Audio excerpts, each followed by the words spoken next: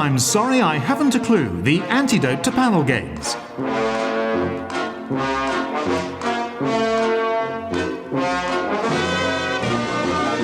At the piano is Colin Sell, and your chairman is Jack D. Hello, and welcome to I'm Sorry I Haven't a Clue. You join us today on a visit to the city of Oxford, known throughout the world as the Cambridge of the South.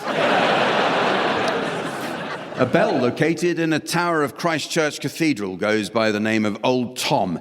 Old Tom keeps what is known as Oxford time, a hangover from the 19th century when the country was divided into different time zones, and Oxford was 5 minutes behind Greenwich. With the advent of the railways, the country's time zones were regularised, though several towns stubbornly refused to comply. Thus, even today, when it's 12 noon in London, in Swindon, it's 1952.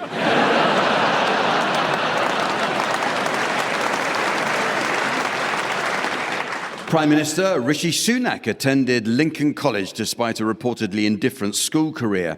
An early school report said Sunak was an unremarkable boy in short trousers, an opinion shared by many of his cabinet colleagues to this day. Blackwell's bookshop on Broad Street began trading in 1879 and famously contains 3 miles of shelving. A regular visitor was Oxford's favourite son, Roger Bannister, who could browse the entire shop in just under 12 minutes.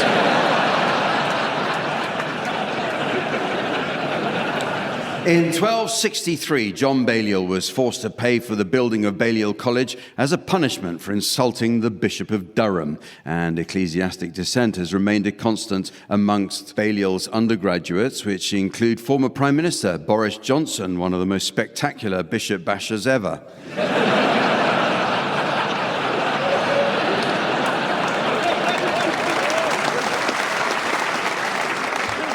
Let's meet the teams.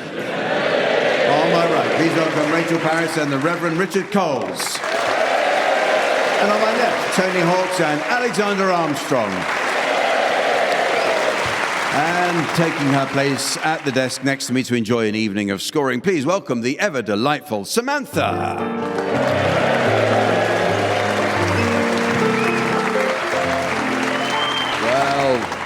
Well, we begin this week with a round called It Don't Mean a Thing If It Ain't Got That Ing.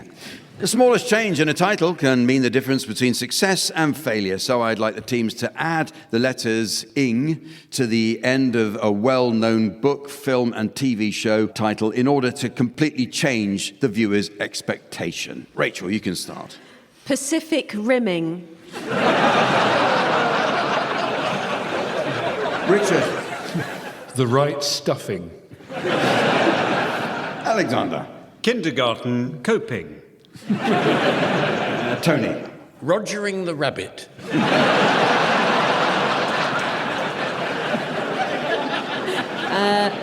Goldfingering.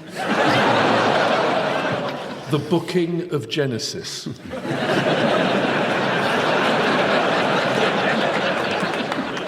Fasting and Furious. Shafting. Flashing Gordon. A Brief History of Timing.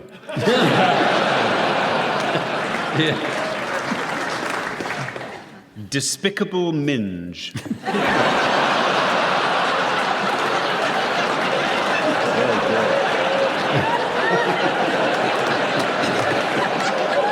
That's good. Fathering Ted. Staring Wars.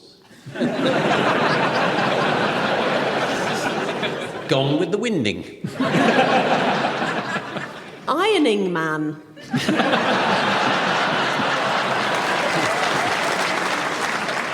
Dial Ming for Murder. Jurassic Parking. Well, it's time now for a musical round as I ask the teams to sing one song to the tune of another. Providing piano accompaniment, we have Colin Sell. Yes. Incidentally, Colin was telling us that he was the man behind the Wu-Tang Clan. And to this day, still one of the most surprising entrants at the Braemar Highland Games. Okay, we'll start with you, please, Richard Coles. I'd like you to sing the words of Firestarter by the Prodigy to the tune of Some Enchanted Evening.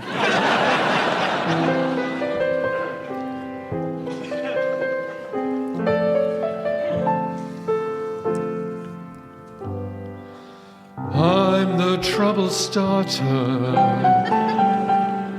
pumpkin instigator. I'm the fear dictator, danger illustrated. I'm a fire starter, twisted fire starter. You're a fire starter, twisted fire starter. I'm a fire starter, twisted fire starter. I'm the bitch you hated, filthy infatuated, yeah. I'm the pain you tasted, fell intoxicated. I'm a fire starter, twisted fire starter.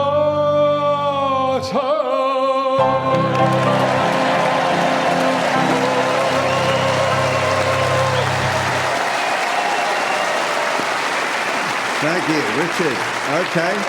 Alexander Armstrong, I'd like you to sing the words of I Predict a Riot by the Kaiser Chiefs to the tune of A Nightingale Sang in Berkeley Square.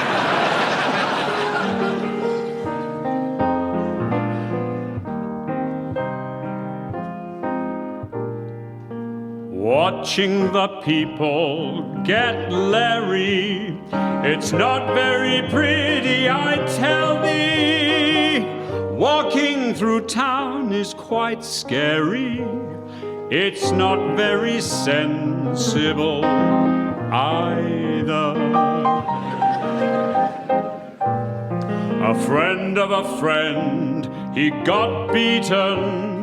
He looked the wrong way at a policeman. Would never have happened to Smeaton, an old Leodensian. La la. La la la la la, I predict a riot, I predict a riot, I predict a riot. I tried to get to my taxi, the man in a tracksuit attacks me. He said that he saw it before me and wants to get things a bit gory. Girls scrabble round with no clothes on to borrow a pound for a condom.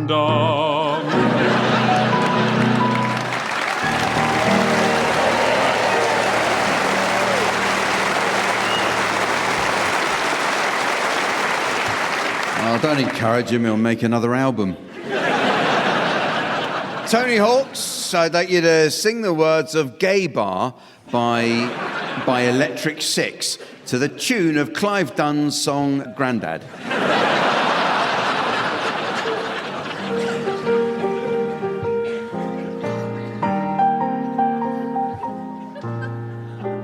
I wanna take you to a gay bar.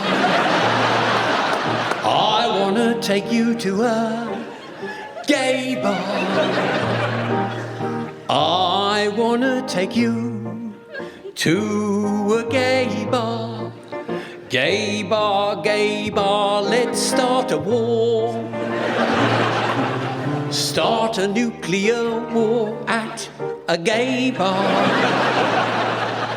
Gay bar, at the gay bar. Now tell me, do you Do you have any money? I want to spend all your money. At the gay bar, I've got something to put in you. I've got something to put in you. I have got something at the gay bar.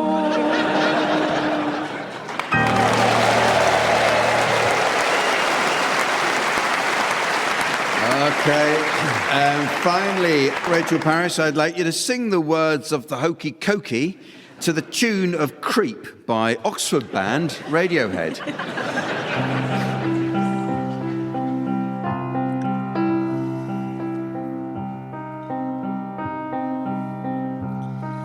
You put your left arm in, put your left arm out, in, out, in, out. You shake it all about, you do the hokey cokey, and you turn around. That's what it's all about. Whoa,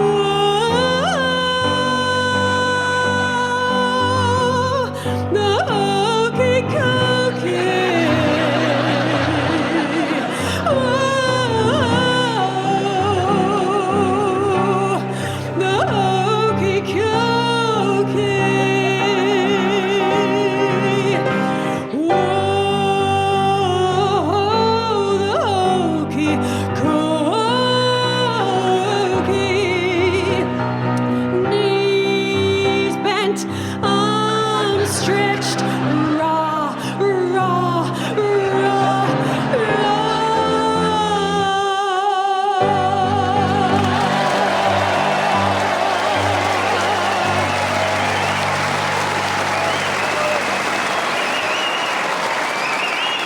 Okay. Now, recent years have seen a new tea time tradition on British telly as viewers gather around daily to enjoy a fantastic, innovative game show presided over by a charismatic host who combines wit and lightly worn erudition with sharp suits and a winning twinkle. Yeah, we all love Bradley Walsh, don't we?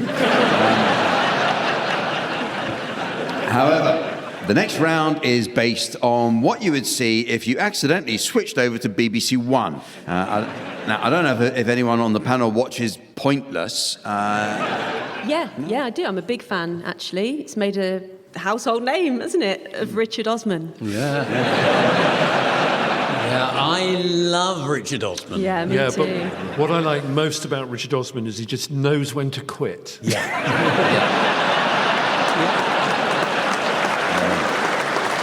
It's true. It would be easy to keep on doing the same show year after year, losing more and more dignity in the process. I don't know what you're all looking at me for.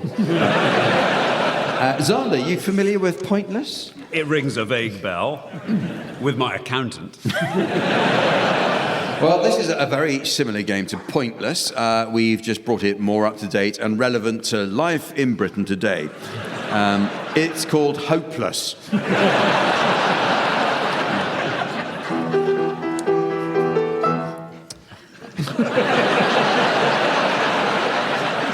Nice little play in by my hopeless friend Colin there. Now, players, we gave 100 people in Britain 60 seconds to name things they feel hopeful about. What you have to do is give an answer none of those people gave. Rachel, do you want to go first? Okay. The long-term existence of the BBC.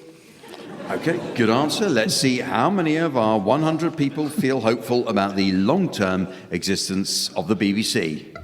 It's a correct answer. And, almost down to the bottom, Rachel. Let's see, how's it going to go any further? And, 3. Very good. 3 people, all of them deluded. One of them the Director General. Now it's Tony's go. Tony? The state of the housing market? The state of the housing market. Let's see how many of our 100 people said they feel any hope at all about the state of the housing market. That's the correct answer. And it's going down, continuing to go down. Very slowly it's going down, but it is going down. Going down. It's gone, 98. Quite high, but it turns out that 98 of the people we asked were landlords. Richard. Well, I'm going to go for mankind's essential capacity for kindness.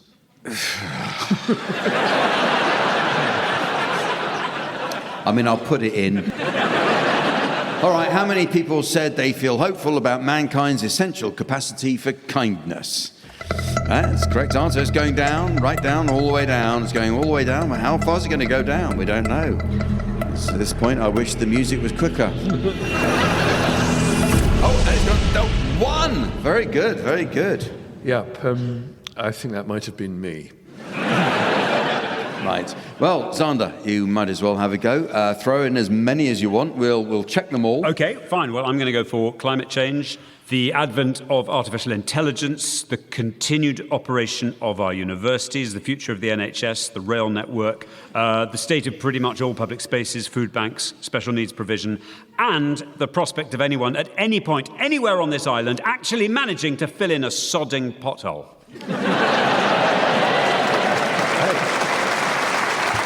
Okay, let's have a look. Did any of our 100 people feel any hope about any of these things?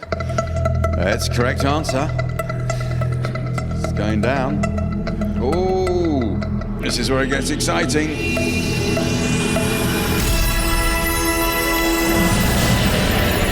Congratulations, Xander. That's an entirely hopeless answer.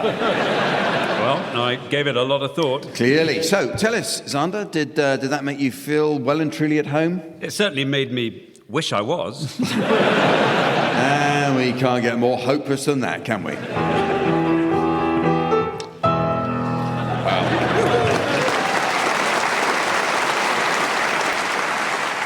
Okay, well, teams will now take it in turns to improvise some written correspondence with 2 players providing 1 word each at a time.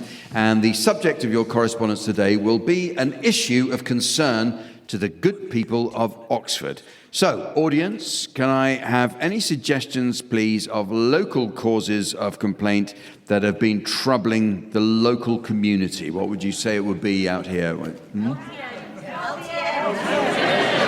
LTN, did you say? Low traffic neighbourhood. Okay, low traffic neighbourhood. Can I ask your name? Nikki. Perfect, thank you very much. Okay, Rachel and Richard, I'd like you to start by composing a letter of complaint from Nikki, I suppose to the Oxford Council, about the low traffic neighbourhood scheme. Dear Sir, I am utterly bewildered and appalled by the policy which you have ruthlessly enacted upon my community. traffic is my livelihood. Low Traffic is bad. Neighbourhoods Need traffic in abundance. So Stop buggering around with my traffic. My Great car depends upon free flowing traffic.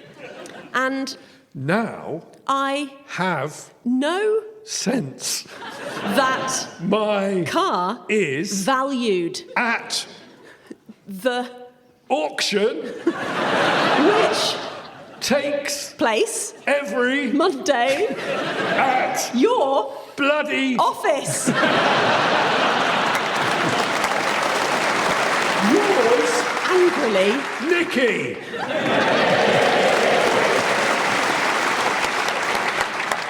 Dear Nicky, we don't usually reply to, you however, on this occasion we will. new paragraph. Thank You for your interesting approach to traffic. we Don't like you whether you are Oxfordshire based or not. you Stink. why Did you think I would be remotely interested in your petty. opinion. However, Traffic is not helpful to us. we Hereby stop all traffic in the future all hail.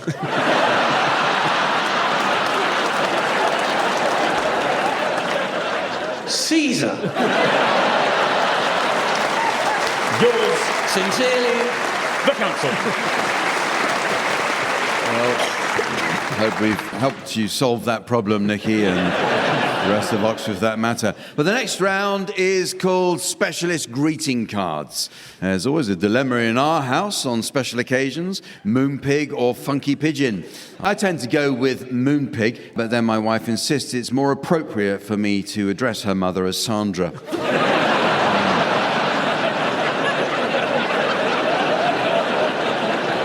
There's definitely a gap in the UK greetings card market, team, so I'd like you please to suggest niche greetings cards for a specific occasion not currently catered for by greetings cards manufacturers, together with the rhymes or messages inside. So, Tony, you could start this, please.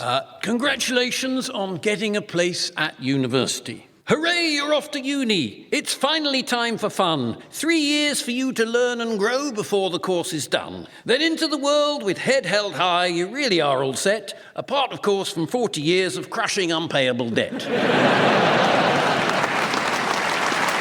Xander? Congratulations on a successful organ transplant.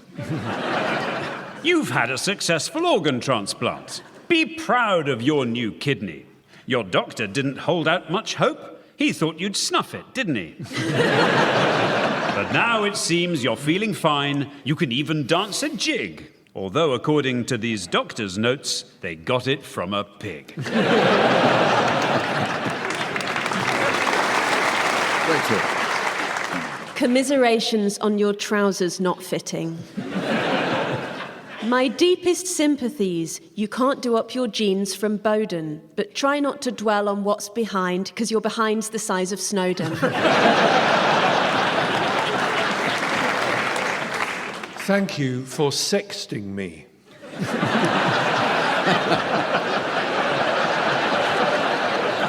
I lost my specs, and so your text left me with quite a teaser. At first I thought the picture was the Leaning Tower of Pisa.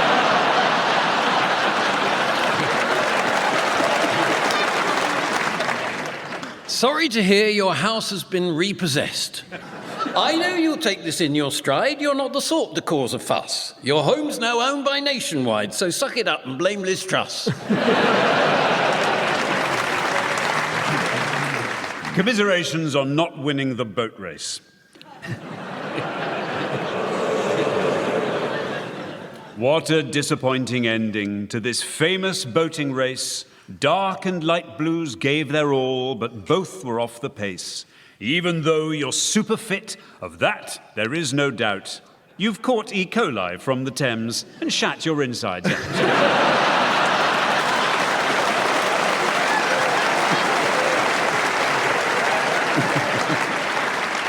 Sorry about your botched Brazilian.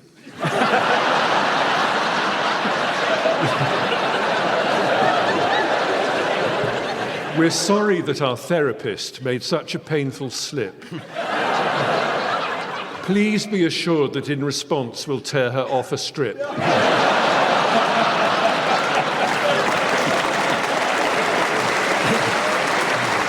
Well, it's very nearly the end of the show. But there is just time to fit in a quick round of Vicar's Film Club. Samantha tells us that she's no stranger to religion, having once spent several months in the thrall of a free-loving millennial cult after becoming attracted to its charismatic elderly guru. She says she eventually became disenchanted after a thoroughly unsatisfactory evening spent waiting in vain for the second coming.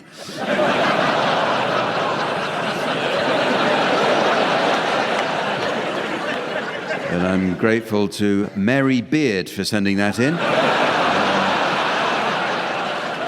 In this round, teams, I'd like you to suggest the titles of films likely to be enjoyed by vicars. And I'd like you to start this one, Reverend Richard Coles. A Streetcar Named Messiah. Rachel. 10 Things I Hate About Pews. Alexander. Oppen Hymn Book. Penny. One Flew Over the Curate's Vest. Taken, from Matthew chapter 2, beginning at verse 5. Flock, Frock and Two Smoking Carols. The Nuns of Navarone. 101 Galatians. Field of Dreams, or in the parish hall if wet. Honey, I Shrank the Congregation. Straight out of Compline. Welby Does Dallas.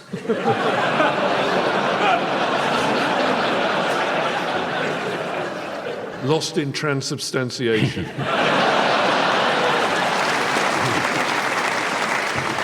And so, ladies and gentlemen, as the tender toenail of time is torn from the fickle foot of fate by the deep-cleaning Dyson of destiny, I notice it's the end of the show. So, from the teams, Samantha, myself, and our audience here in Oxford, it's goodbye. Goodbye.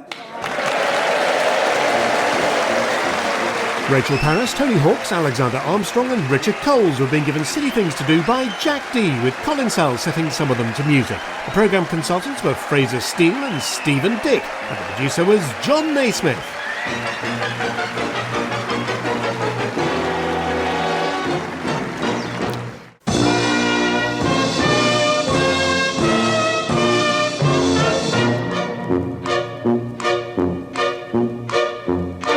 We present I'm Sorry I Haven't a Clue, the antidote to panel games.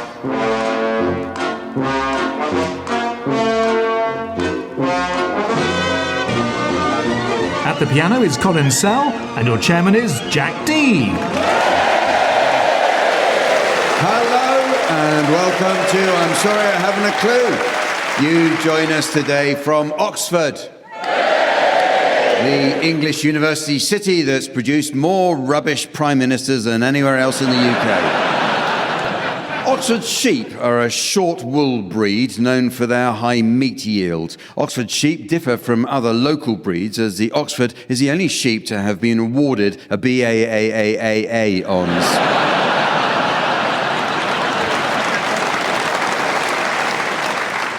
The Bullingdon Club, a private all-male dining club for Oxford University students, is so well known for its boorish tradition of bad behaviour and vandalism that most Oxford restaurants and pubs have banned it from hosting events. However, they did recently find a welcome at a branch of Wetherspoons in Blackbird Leys. After an evening of heavy drinking, the members went on the predictable rampage and reportedly caused over £5,000 worth of improvements.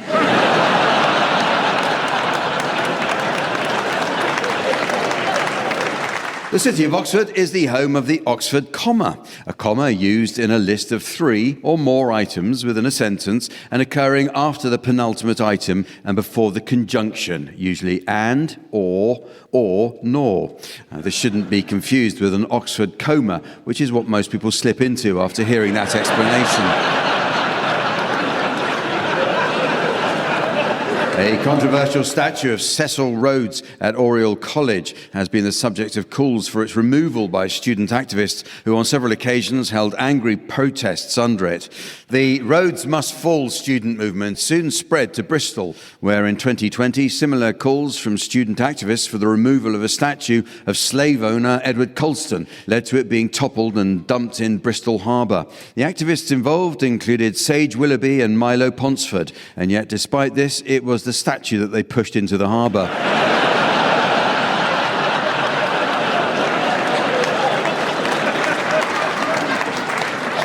Edward Colston's graffitied statue was eventually recovered from Bristol Harbour and taken to a local museum where it's now on permanent display, apart from 3 months in the summer when it appears on GB News as holiday cover for Jacob Rees-Mogg.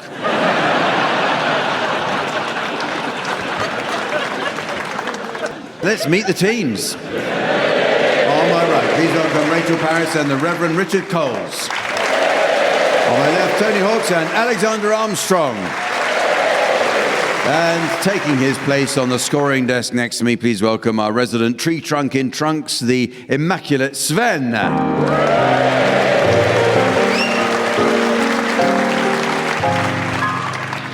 Well, we start this week with some new additions to the Uxbridge English Dictionary. A good dictionary is essential for learning the correct use of similar terms. For example, many people don't know the subtle difference between an elf and a sprite. Well, an elf is a supernatural creature in folk tales, typically quite small, whereas sprites are what the royal family have with their Christmas dinner.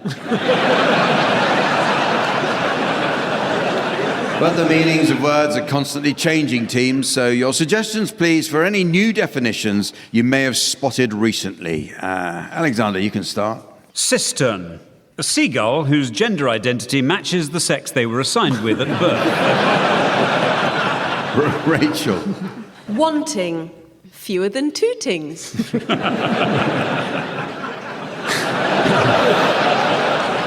Richard. Urethra. Archimedes makes a breakthrough in genitourinary medicine. Tony. Transmit. A glove that identifies as a sock.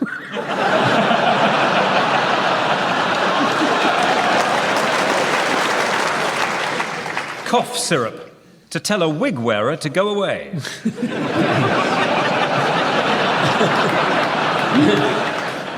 Download. The amount of fluff on a duck. Frankfurter. A candid Geordie photograph.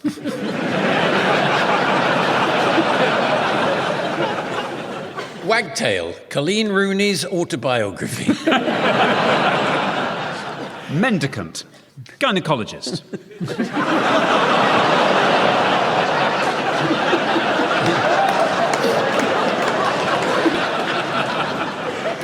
Spreadsheet.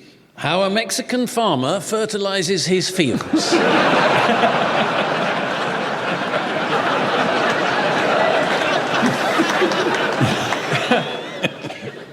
Okay, the teams are going to sing along to some well-known songs in the round called Pick-Up Song. In this round, Sven will spin the discs and each of you teams will sing along to your record until Sven turns the music down. If on its return you're within a gnat's crotchet of the original, I'll be awarding points. And points mean a frankly damning indictment of Britain's intellectual malaise. What do points mean? Yes. And this week's prize is the perfect postprandial treat for the sweet-toothed furrier. It's this after-eight mink. So, Tony Hawks, I'd like you to accompany the communards singing Don't Leave Me This Way, and I'm going to ask Richard Coles to accompany you on the piano. I think it would be very good. Well done, Tony. Thank you. Thank you, Richard. And back to piano, please, Colin. You can take his... Don't sulk. Well, the teams are going to do a spot of acting for us now in the round called Sound Charades. This game is all about miming, the theatrical technique of suggesting action, character, or emotion without words. Mime is, of course, a mainstay of street performance, which is sadly becoming increasingly violent as artists battle for the best pitches. The violence can spill out into the audience, and only last week in Oxford city centre, a man was attacked by a street performer. Luckily, the man was ex-military, so he knew to go straight for the juggler.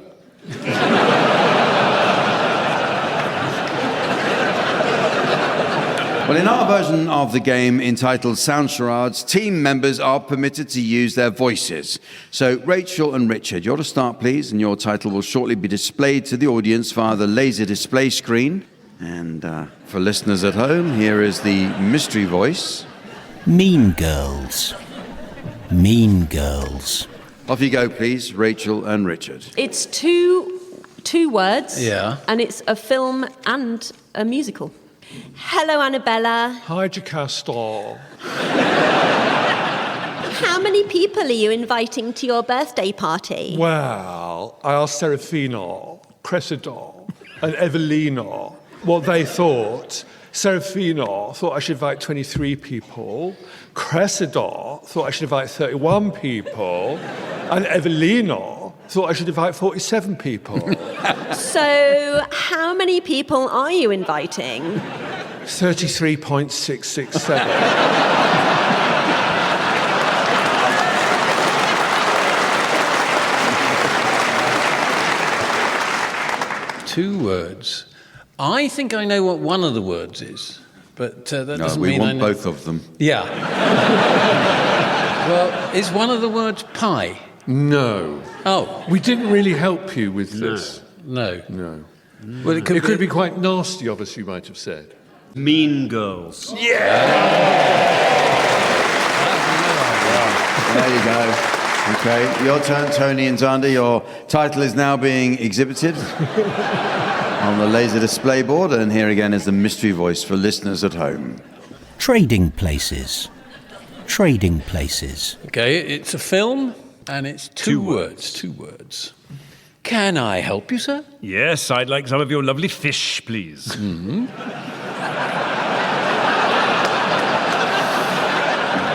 And, are you after anything in particular? Well, I need a large flat fish, if you have one. Well, how about this one, sir? Lovely.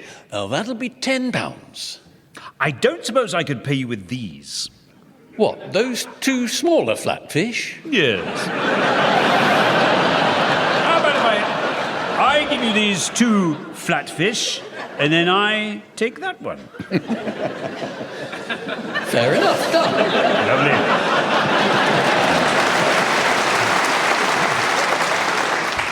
Is it changing places? Nearly. Oh, trading places. Well, it's now time to play the game called Mornington Crescent. But first I notice our in tray crumpling under the weight of a letter. It comes from Mrs. Trellis of North Wales. She writes, Dear Claudia Winkleman, on traitors, how come you never take your hood off? Yours sincerely, Mrs. Trellis.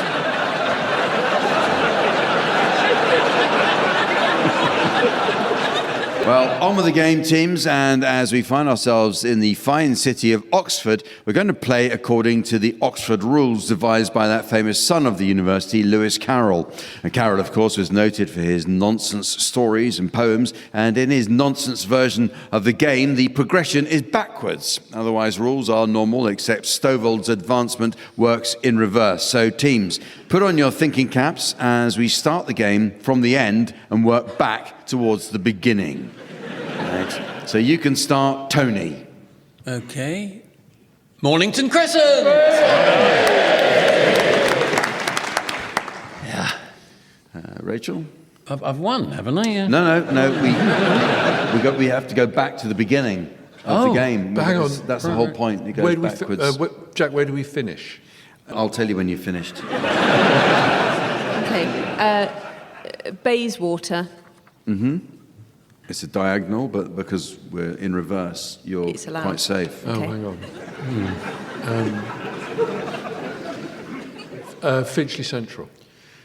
Finchley Central. Yeah, nice. Nice, yeah. Yes, good. Crowd don't like it. But remember, with reverse Oxford rules, right? It is reverse. You should like it, I think but Oxford rules. the crowd are slow to pick up on that, but Yeah. Xander, I think, isn't it? Sorry. Chadwell Heath. Chadwell Heath, yes. Yeah? Yeah. Yeah. Well, well, Upton Park backwards is crap, not poo.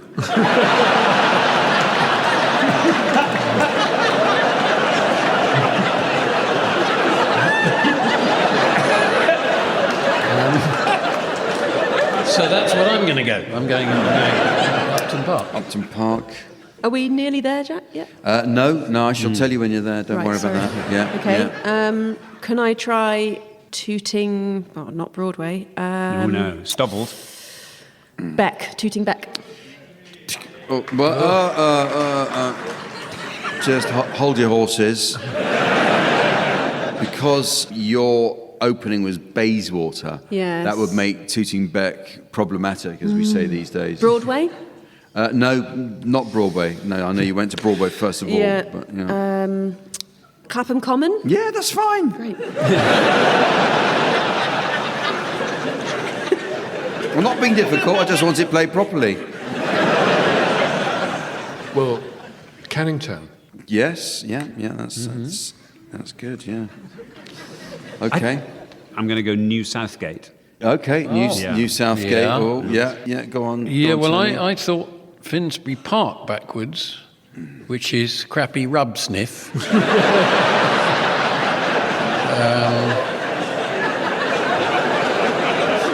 So I'll stick with that. Leaves me just to say, you can start, Rachel.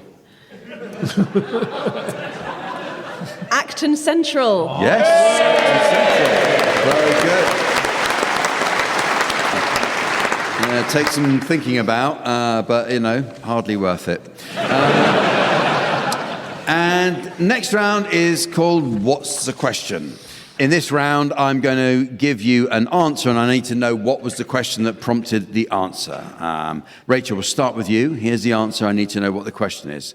Cupful of mucus. What was the first draft of Mary Poppins' Spoonful of Sugar?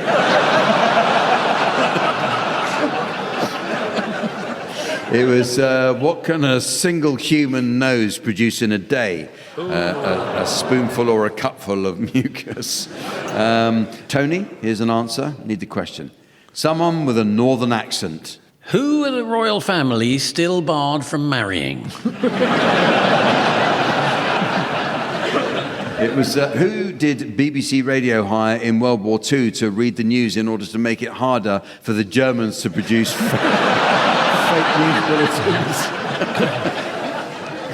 There you are, I'll tell you what's happened. We've been bombed to heck, we have. And Xander, here's an answer for you.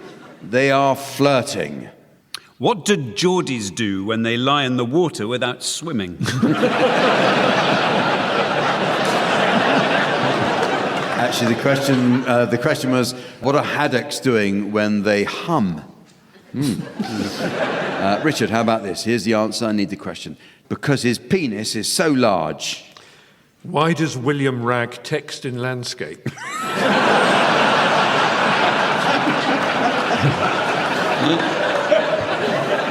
It's why can't the male mosquito fish swim straight? Yeah. I know the problem.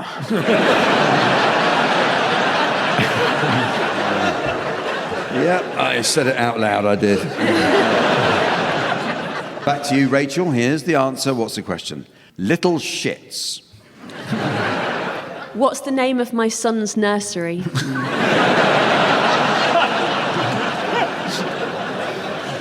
The question was, the Copriers were the jesters of the imperial Roman court, but what does their name translate as? Yeah. Tony, here's an answer. I want the question. They are usually more positive than the first ones. What are the reviews of your work like after you're dead? That's just wishful thinking, Tony. It was what characterises the dreams we have later in the night. And Xander, here's another answer I want the question for. Failure to distinguish between red and green light. What do cyclists and colourblindness have in common? Yeah. You're very close. It was what is characteristic of colourblindness. And finally, Rachel, here's the answer. What's the question? Shepherd of the royal anus. What was Penny Mordaunt's official role in the coronation?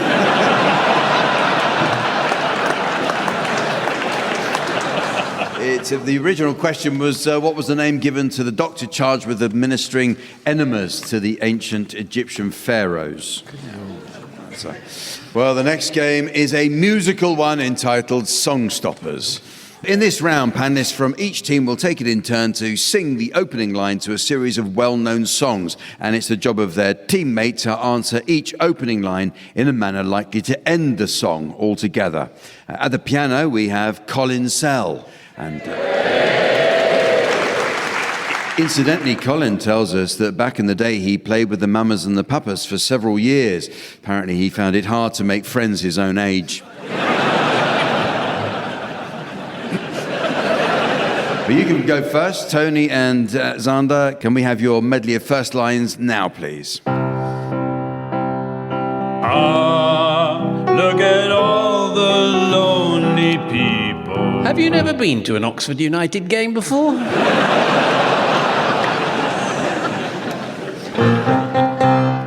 Oh, baby, baby, how was I supposed to know? Well, you never got your money back from the last Nigerian prince, did you? She packed my bag last night, pre-flight. So someone else packed your bags. I'm sorry, I'm going to have to ask you to step out of the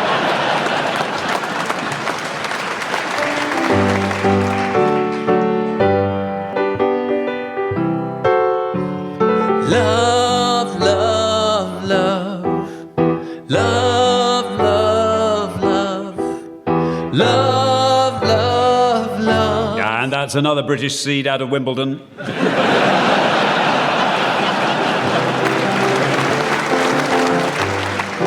Hold me close and hold me fast. The magic spell you cast. This is La Vie en Rose.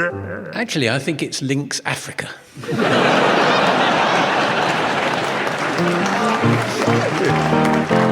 Oh, shake it up, baby, now shake it up, baby.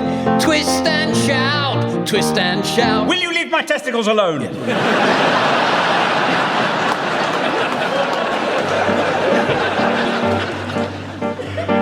I shot the sheriff, but I did not shoot the deputy. Yeah, I wouldn't use that to open your defence.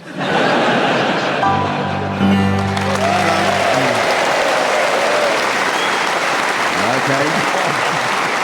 Your turn now, Rachel and Richard. Can we have your first line medley now, please?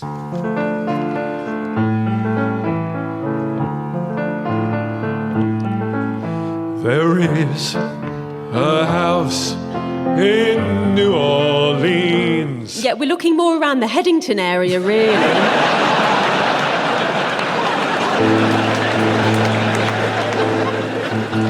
You walked into the party like you were walking onto a yacht.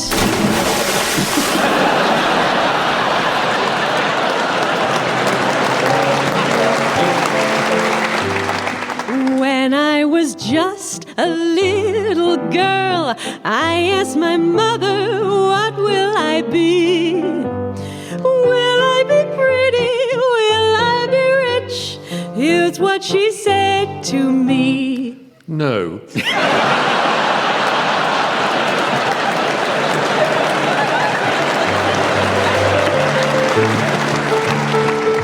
We're talking away. I don't know what I'm to say. I'll say it anyway. Would you like to know the love of the Lord Jesus?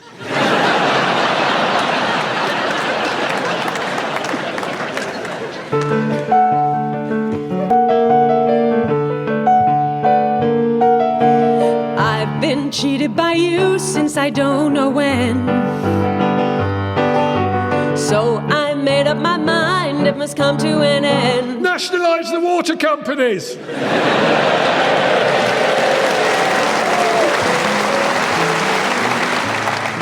I'm nothing special, in fact, I'm a bit of a bore. If I tell a joke, you've probably heard it before. But I have a talent, a wonderful thing. Pay me an extra £5 and I'll hit that budgie with the ping pong ball.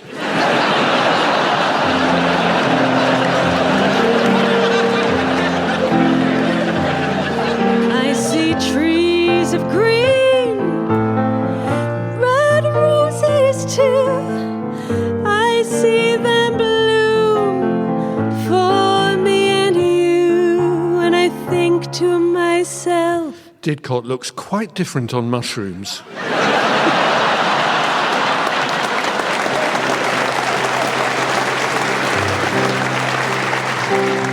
When I find myself in times of trouble, Mother Mary comes to me, speaking words of wisdom. switch it off and switch it on again.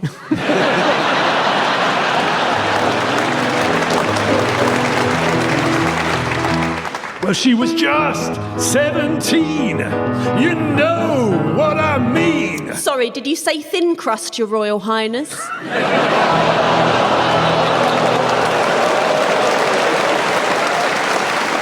Well, it's very nearly the end of the show. Yes. But there is just time to squeeze in a quick round of funeral or bedroom. Death comes to us all, as one or two of our team members have already discovered this evening. However, there have been some disturbing reports of unregulated crematoria conducting pet cremations alongside human cremations. A few weeks ago, I received a package containing my grandmother's ashes. I thought something was odd after opening it and inadvertently shaking the urn inside. Try as I might, I couldn't ever remember Granny wearing a bell. In this round, I'd like the teams to come up with examples of phrases that might be overheard both at a funeral and also in the bedroom. You can start this, Tony. How long is this going to last? Xander. Who invited them? Rachel. It's not what I would choose, but it's what he wanted. Richard. Is the live stream working?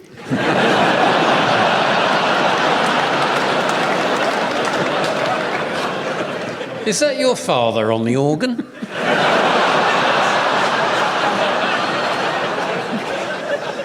Things just won't be the same without your Nan. It was all very sudden. I'm so sorry that you had to come under these circumstances. It was so moving. I had a lump in my throat at one point. Curtains open or closed?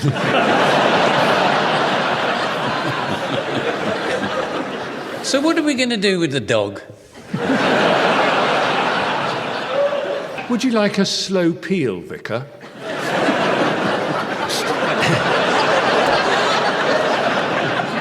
Do you have a tissue? Well, you can imagine my surprise when I discovered she was alive.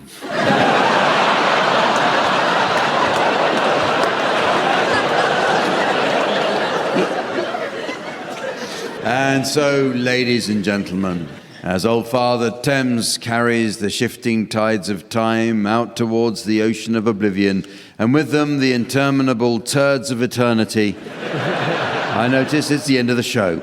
So, from the team, Sven, myself, and our audience here in Oxford, it's goodbye. Goodbye. Rachel Parris, Tony Hawks, Alexander Armstrong and Richard Coles were being given silly things to do by Jack D, with Colin Sell setting some of them to music. The programme consultants were Fraser Steele and Stephen Dick, and the producer was John Naismith.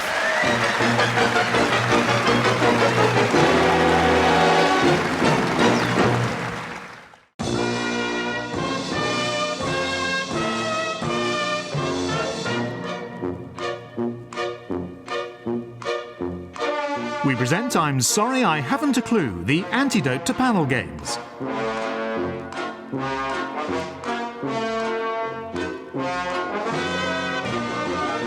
At the piano is Colin Sell, and your chairman is Jack D.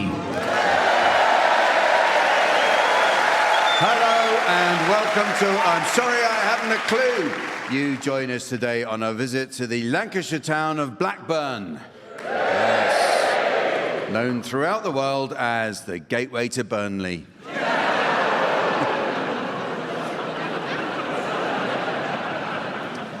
Blackburn has a proud history of textile production and is famed for its Blackburn checks, a cotton of alternating blue and white squares. These are not to be confused with Yorkshire checks, which are famously in post.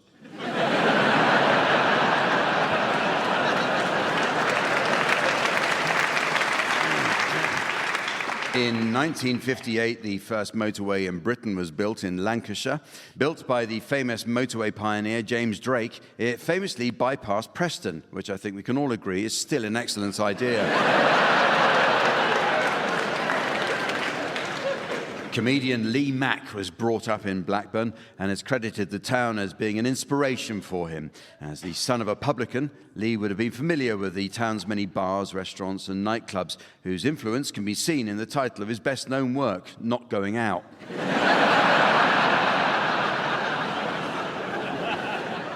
Each July, Blackburn is home to the National Festival of Making. It's run in conjunction with the National Festival of Irony.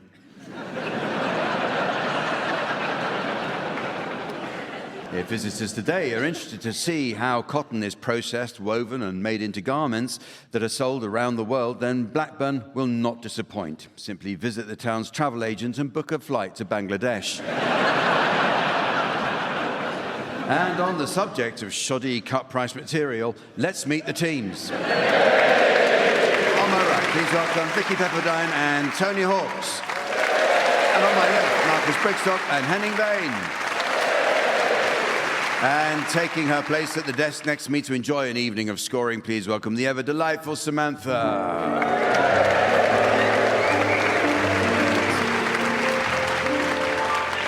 Well, we begin this week with a round called Change a Letter, Ruin a Song. As summer approaches, music fans will be attending festivals across the country. Yet for the organisers planning their headline act is fraught with difficulty. Even back in the 1970s, picking the right headliner could mean the difference between success and disaster.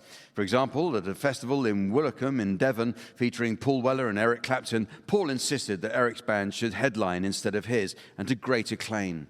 And yet the next week in Cornwall, when Cream went on first, followed by The Jam, the crowd rioted.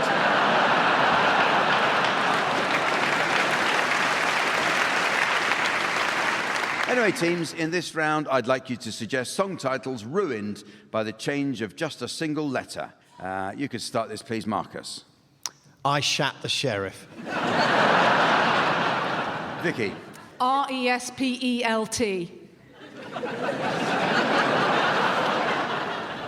I'm Every Vulgan.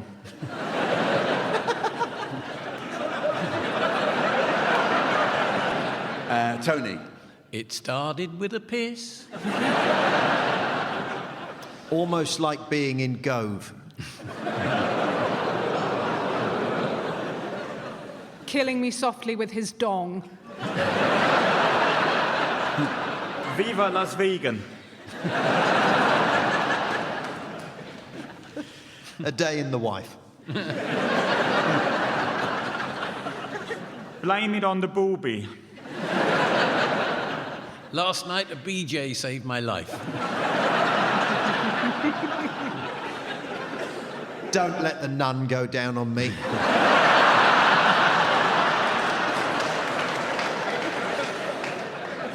Well, it's time now for a musical round as I ask the teams to sing one song to the tune of another. Exactly, you'd have to spend years in the comedy wilderness not to know how this works. So, teams, this is how it works. Try to imagine a song as being like your local fishmongers. The shop itself represents the tune, while the fish it sells are its lyrics. However, while the shop or tune stays the same, the fish or lyrics are often substituted from, say, mackerel to a nice lemon sole, depending on the day's catch. Of course, it can't be the nicest place to work. Imagine the glazed eyes, the icy cold numb fingers, and the scales all over the place. Which reminds me, at the piano, Colin Sell.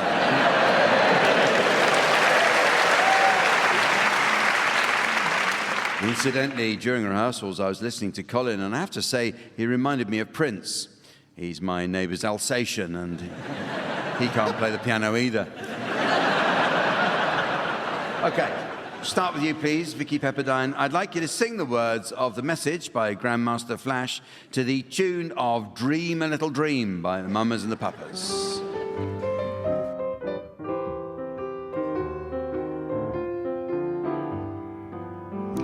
It's like a jungle sometimes. It makes me wonder how I keep from going under. Broken glass everywhere, people pissing. On the stairs, you know they don't care. Can't take the smell, can't take the noise.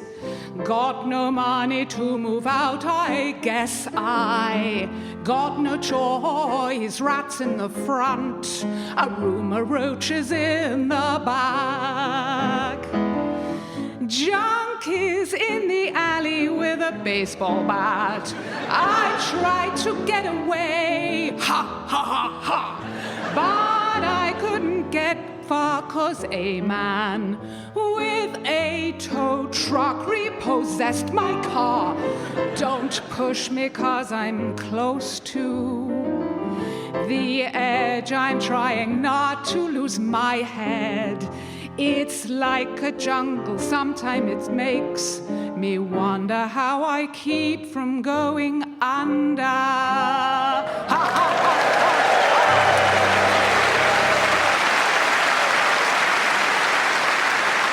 Okay. You now, Henning Wehn, I'd like you to sing the words of Light My Fire by the Doors to the tune of the German Christmas song, O Tannenbaum. Which I understand is the only tune you know.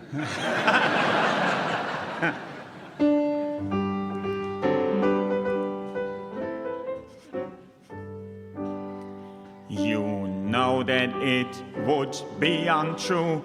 You know that I would be a liar if I was to say to you, girl, we couldn't get much higher.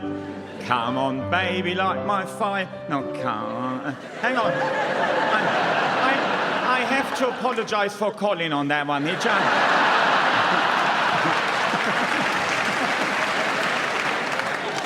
It's his first day, don't be too harsh on him.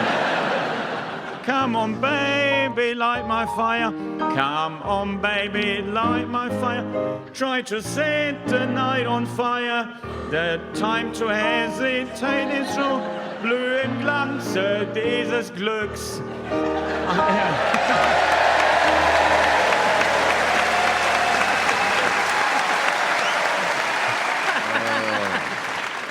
Well, it was remarkable to watch you working like that, Henning.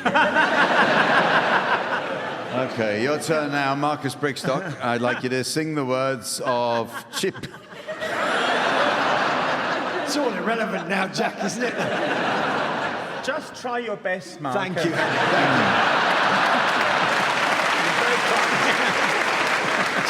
So, Marcus, I'd like you to sing the words of Chippy Tea by local band the Lancashire Hot Pots. Yeah. To the tune of The Power of Love by Jennifer Rush. Well, it's the end of the working week, and I'm rushing back home quick. I'm starving, I'm fat, clemp thy nose. I could eat a butter bread. I need stodgy food without the fuss then wife. gives me a plate of couscous. I said, I'm sorry, love, but I want a chippy tea. Chippy tea, chippy tea. I want a chippy tea. But you keep giving me posh nosh, and it don't agree with me. I don't want lobster thermidor or your raspberry coulis. I'm a working man from Lancashire, and I want a chippy tea.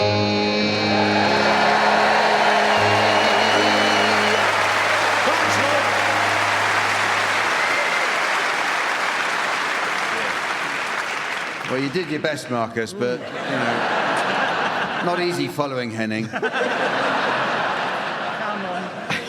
And finally, Tony Hawks, I'd like you to sing the words of the Pheasant Plucker song to the tune of Sometimes When We Touch.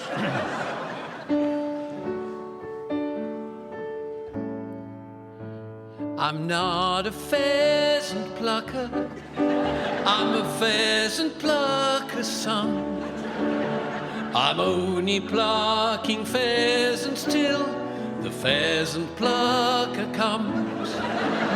My husband is a keeper, he's a very busy man. I try to understand him and help him all I can.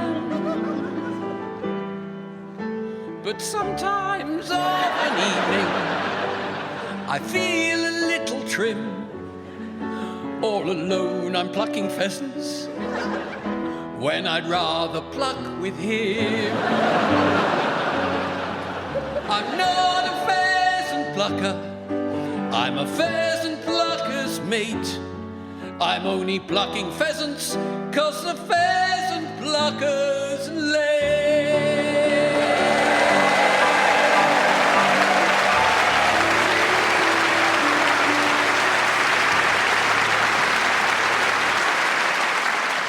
This next round is called Word for Word, and it's all about words. A study carried out by the University of Lancaster has revealed that Blackburn is one of the last places left in England with a proper northern accent. They say a genuine northern accent involves the rhotic R, which is the hard pronunciation of the letter R at the end of a word. So instead of mother, they say mother. Instead of weather, they say weather. And instead of place where we actually make stuff, they say China. So in this round, each team takes it in turn to exchange a series of words, while the opposing team should challenge if they detect a connection between one of these words. Okay, I'd like you to start exchanging completely unconnected words. Marcus and Henning, Tony and Vicky, it's your job to try to spot a connection. If I uphold the challenge, I'll ask you to take over, and so on. So off you go, please. Marcus and Henning. Preparation. Barge. Diligence. Horizontal. Excellence. Doubt. Horizontal accent. Well, I think we'll agree that we're all at our best when we're horizontal. So we're excellent when we're horizontal. That's when we're at our best. Well, I'll give you that then. Yes, there was a connection. You're including people who've died? I could name a few. Yeah. Yeah.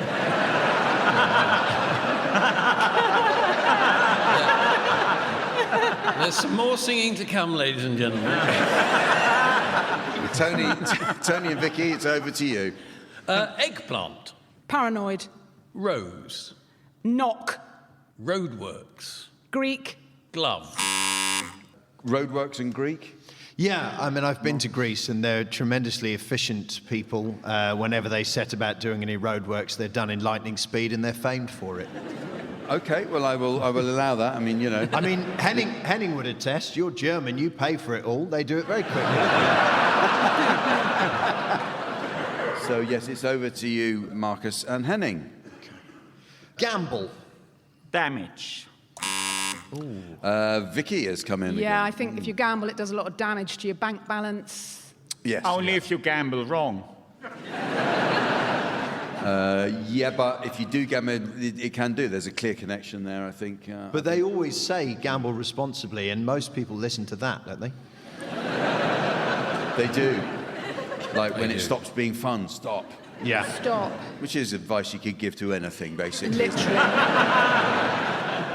But yeah, I'm going to give gambling and damage. I think that's. It sends a good message as well. Yeah. So thank you, Vicky. Oh, a great pleasure. Over to you, Vicky and Tony. Standardise. Tart. Resembling. Golf. Mud.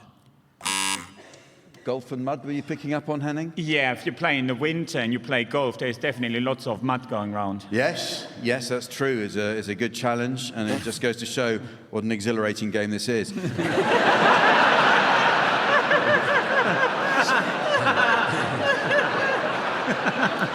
Over to you, Henning and Marcus. Mildew. Oh, and that gong is the signal that tells us it's time to turn your radio back up. When the fun stops, stop. Well, the next round is called Specialist Greeting Cards. If we think back to our youth, I'm sure we can all remember that awkward moment on opening a birthday card when you feel you have to read what's written inside after the crisp £5 note has tumbled out into your lap. To be honest, I don't think I'd have bothered if I hadn't been guilt-tripped into it by the other people in the sorting office.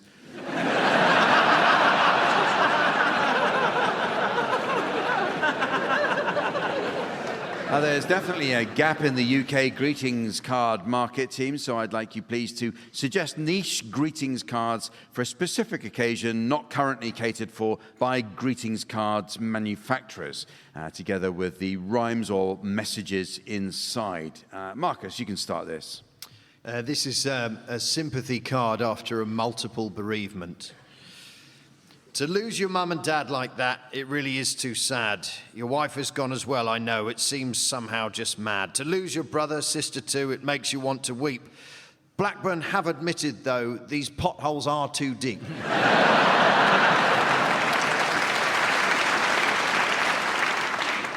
Congratulations on your best-selling political memoirs. Your book is out and doing well. It's sat at number 2. Good to know that we should blame the deep state and not you. Here's the book that beat you, and I really hope you get this. It's called My Shelf Life's 50 Days by your nemesis, the lettuce.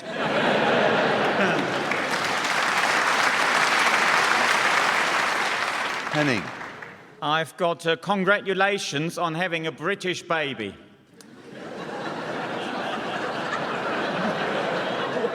So, you've given birth in the good old UK. I'm sure that you'll have no regrets. You should probably start looking for a school place today and buy some cigarettes.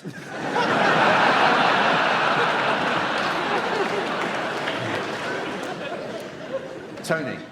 On the occasion of a young person using their grand's disabled badge. So you've borrowed a disabled badge. You really are the dregs. Now let me help you earn it by breaking both your legs.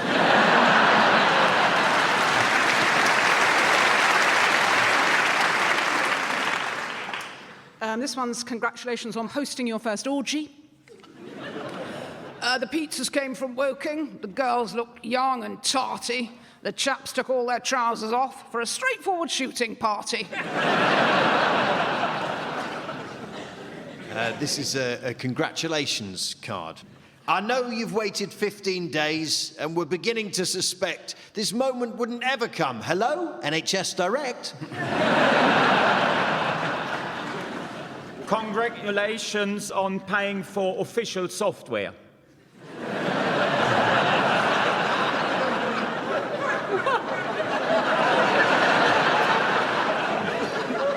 Happy official software day. You're grown up now. Never again will you download stuff from Pirate Bay, connected via VPN.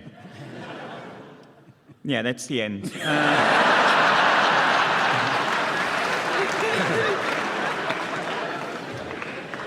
On being the first German on I'm Sorry I Haven't a Clue. It's great to have you, Henning, moving in our comic circle. But you're only here because we couldn't get our first choice, Angela Merkel.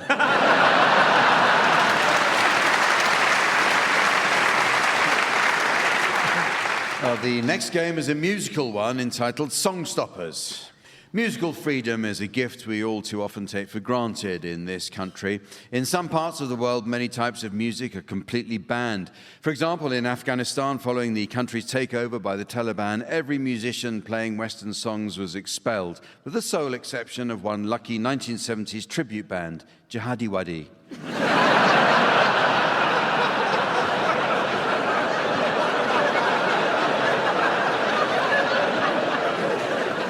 In this round, panellists from each team will take it in turn to sing the opening lines to a series of well-known songs. It's the job of their teammate to answer each opening line in a manner likely to end the song altogether. At the piano, we have Colin Sell. Yes. Incidentally, Colin was telling us that during the 70s, he toured with the Skids. Well, that's what comes from living off service station pies. You can go first, please. Marcus and Henning, can we have your medley of first lines now, please? Well, let's hope Colin can play this one.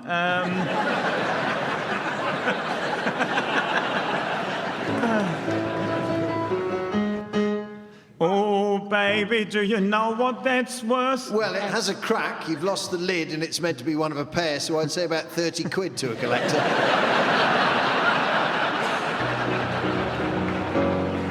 Well, bless my soul, what's wrong with me? I'm itching like a man on a fuzzy tree. It's scabies!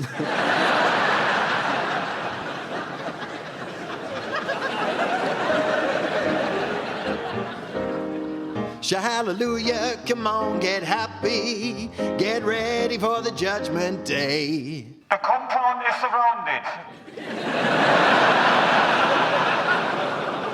Do not drink the Kool-Aid.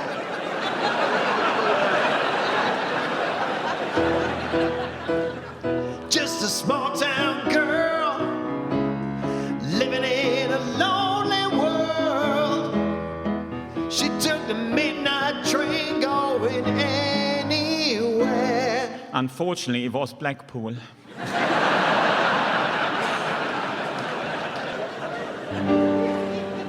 Sometimes I feel like throwing my hands up in the air. Are you a French soldier?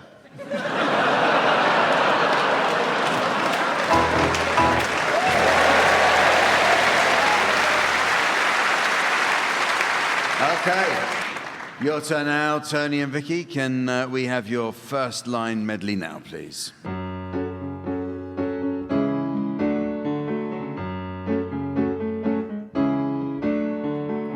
All the men come in these places, and the men all look the same. You don't look at their faces, and you don't ask their names. I see. And how long have you worked in Greggs?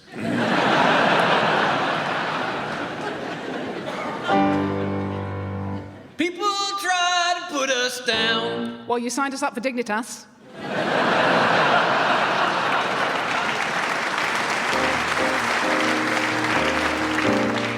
Clang, clang, clang went the trolley. Ding, ding, ding went the bell. Yes, that's one of our older ambulances.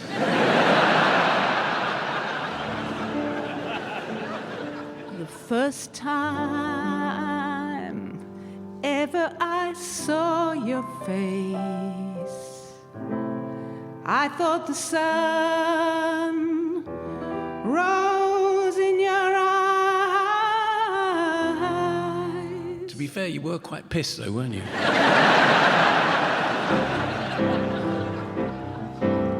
Pardon me, boy, is that the Chattanooga choo-choo? No, it's the Chattanooga Bus Replacement Service.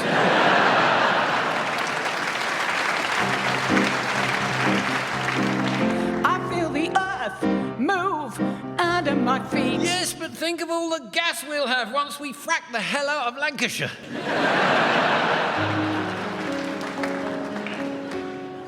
You never close your eyes anymore when I kiss your lips. That's because I need to check if you're dribbling.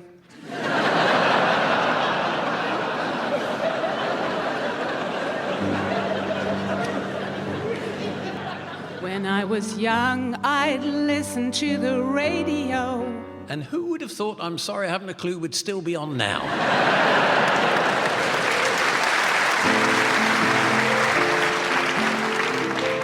And they called it puppy love. No, you did. They called it bestiality.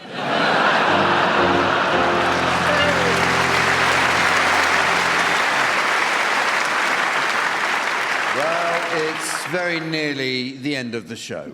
But there is just time to fit in a quick round of Northwest Film Club. Animal trainer Samantha loves the traditional northern dog and is teaching her current pet to respond to her whistle. When a gentleman dog walker friend popped round the other day and let her whip it out in the park for some vigorous exercise, Samantha was gratified to see how quickly the little fellow came after just one blow.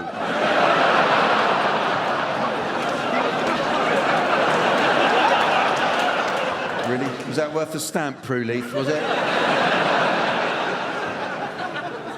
Well, in this round, teams, I'd like you please to suggest the titles of films likely to be appreciated by those living in the northwest of England. And you can start this, please, Henning. Das Bolton.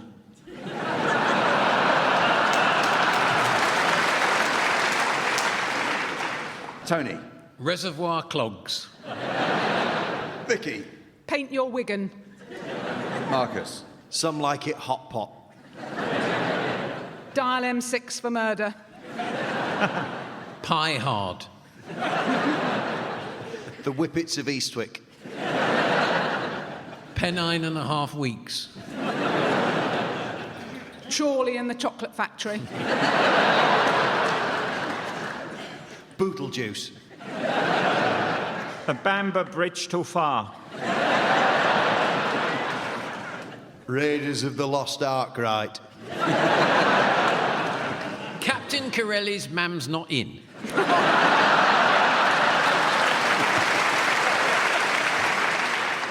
And so, ladies and gentlemen, as the intolerable turkey twizzlers of time are cremated by the fickle air fryer of fate, which is promptly confined to this spare room of regret alongside the purposeless peloton of posterity, I notice it's the end of the show. So from the team, Samantha, myself, and our audience here in Blackburn, it's goodbye. Goodbye.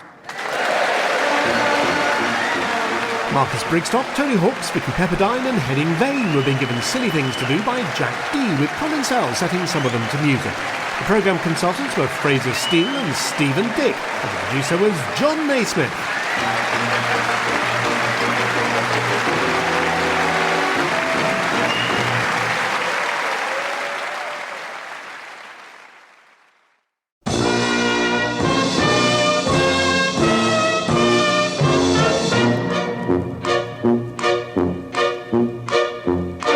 We present I'm Sorry I Haven't a Clue, the antidote to panel games.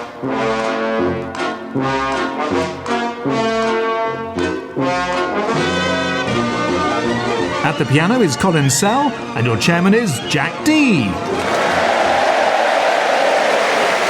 Hello and welcome to I'm Sorry I Haven't a Clue. You join us today in the Lancashire town of Blackburn, winner of the prestigious Britain in Bloom Award. Not once, not twice, not 3 times. That's right, not at all.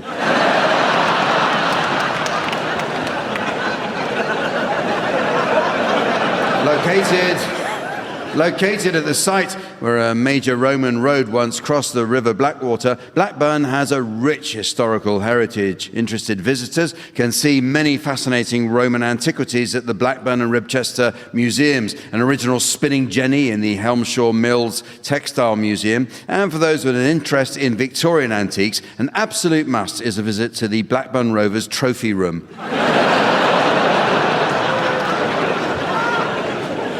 In 2023, Blackburn Rovers signed their very first player from Iceland. The move has been such a success that the club scouts are now shopping in Aldi and Lidl as well.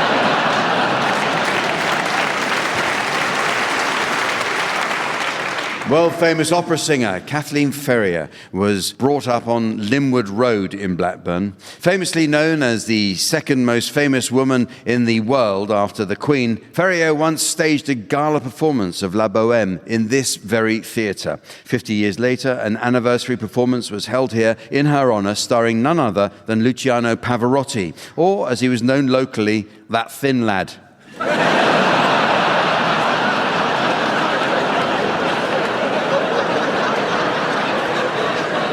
Boasting a particularly vibrant local music scene, Blackburn is the home of the world's most famous Lancastrian rapper, Chippy T. And other Lancashire towns have inspired some memorable songs, from Burnley, Chippy Chippy Cheep Cheep, from Clitheroe, Ribble Ribble, Your Face is a Mess, and of course from Blackpool, Sign On You Crazy Diamond. Blackburn-born Dr. Alan Carter was the pioneering optometrist who was a leading specialist in the development of spectacle lenses for use by opticians in eye tests. According to his wife, Mary, her husband's research became an obsession which began to affect their marriage. A trial separation proved the final straw, when Mary was bombarded daily with letters from her husband asking, better with or without?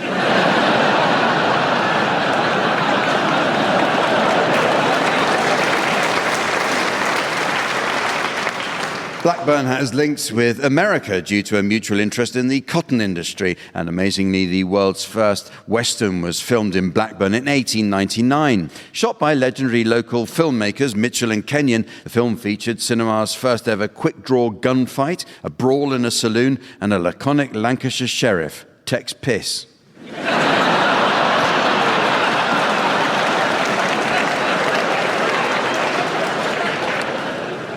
Exhibits at Blackburn's museum and art gallery include a large collection of books, religious icons, and one of the world's rarest coins.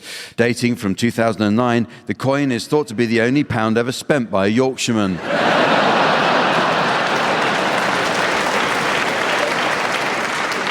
The Holly Tree Fish and Chip Shop in Pinewood sells Blackburn's most famous food, the John Bull. According to the chip shop owner, the John Bull is best enjoyed with a portion of chips and consists of savoury mince cooked in beef fat, sandwiched between 2 potato slices and deep fried in a crispy batter with secret ingredients, which are hopefully statins.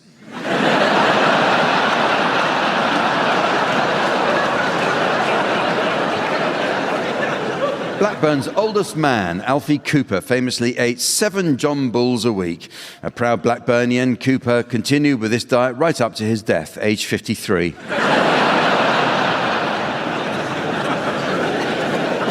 Let's meet the teams. On my right, please welcome Vicky Pepperdine and Tony Hawks. And on my left, Marcus Brigstock and Henning Vane. And taking his place on the scoring desk next to me, please welcome our resident tree trunk in trunks, the immaculate Sven. Well, we start this week with some new additions to the Uxbridge English Dictionary. A good dictionary is essential for learning the correct use of similar terms. For example, many people don't know the difference between the words banal and trite. Well, banal means completely devoid of any freshness or originality, whereas trite are what the royal family catch when they go fishing at Balmoral. But the meaning of words are constantly changing, team, so your suggestions, please, of any new definitions you may have spotted recently. Vicky, you can start this. Chalet. Do you think I should? Heading. Flamboyant. A flam, but wearing a life jacket. Marcus. Waiting. A byproduct of Jamaican cheese making. And Tony. Delude. To have the lavatory removed by the builders. Bamboozle. A drunk baby deer.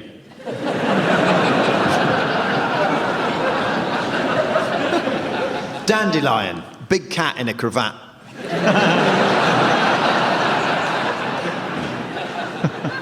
Bin man. Sex change.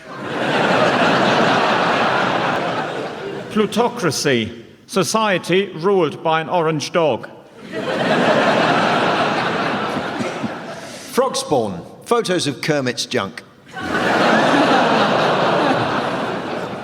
Teas made to make fun of the cleaner. Distrust.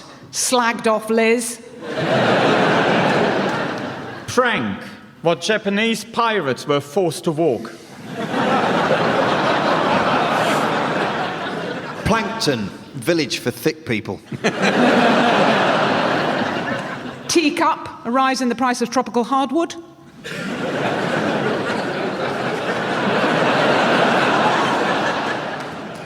Remember, stitching the arms and legs back on.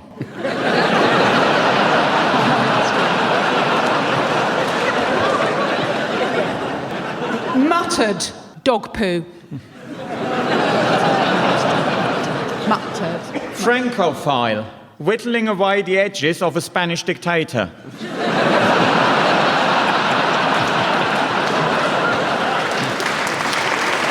Okay, well, the teams are going to do a spot of acting for us now in the round called Sound Charades. This game is all about miming, the theatrical technique of suggesting action, character, or emotion without words. Critics of mime say the medium is outdated and irrelevant in today's society. This claim was validated recently when, at a strategy meeting of the Association of British Mimes, the chairman was ousted for thinking outside the box.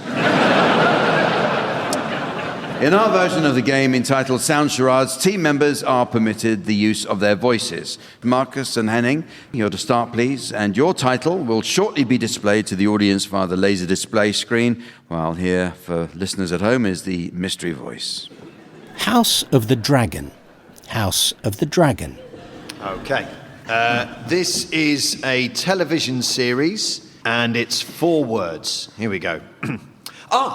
Do come in. So, this is the property? Yes, this is the one that you wanted to view. And who's the current owner? Deborah Meaden.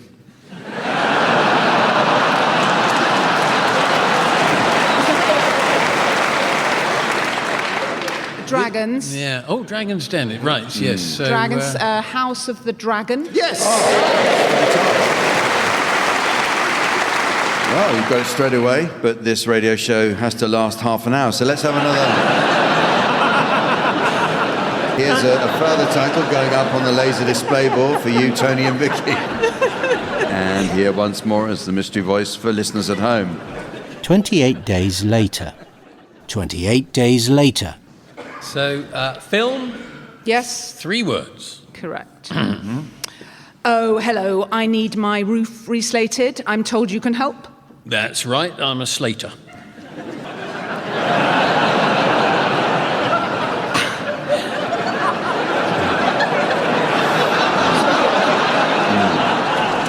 Are you a quick slater?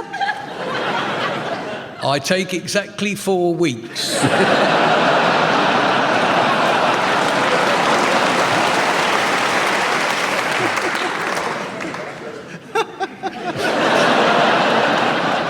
That's tremendous work. Well done. Thank you. Have you got it? No. 28 days later. Correct.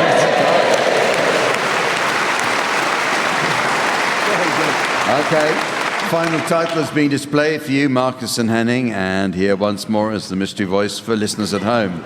The Seventh Seal. The Seventh Seal. Ah, yes. Okay, this is a film you're looking for, and it's 3 words. That's right.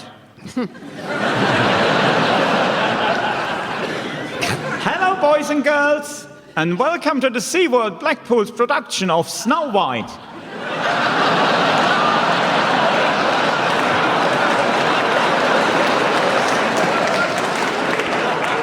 I'd like to introduce you to the cast. Here's Snow White herself, played by our star attraction, Maui the dolphin.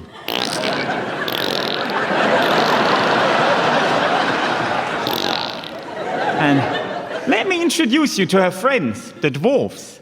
This is Happy,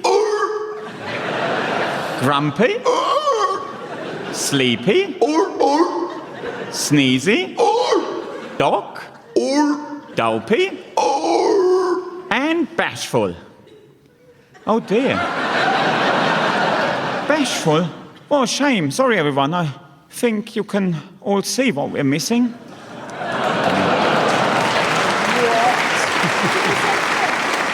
On 3 words. Right. Oh, okay. Seals are in it, are they? Mm-hmm. Seal. SeaWorld production of Snow White. SeaWorld production of Snow dwarfs White. Played by Seals. Yeah. Most of them made a sound, didn't they? They did. Bashfield didn't. How many of them made a sound? About 5. Right. Is it 5? That's right. 5? It's famously, isn't it? Snow White and about 5 dwarfs. Something to do with seals. I had never heard of that movie either. No. The 5th seal went, "Orr!" The 6th seal went, "Orr!" But the... 7 silent seals. Right. Honestly. The 7th seal. Is this like a film? The 7th seal. Yeah. I just said the 7th seal, but is that it? That was it. We were brilliant. Yeah. Well, the next game is called Consumer Competitions.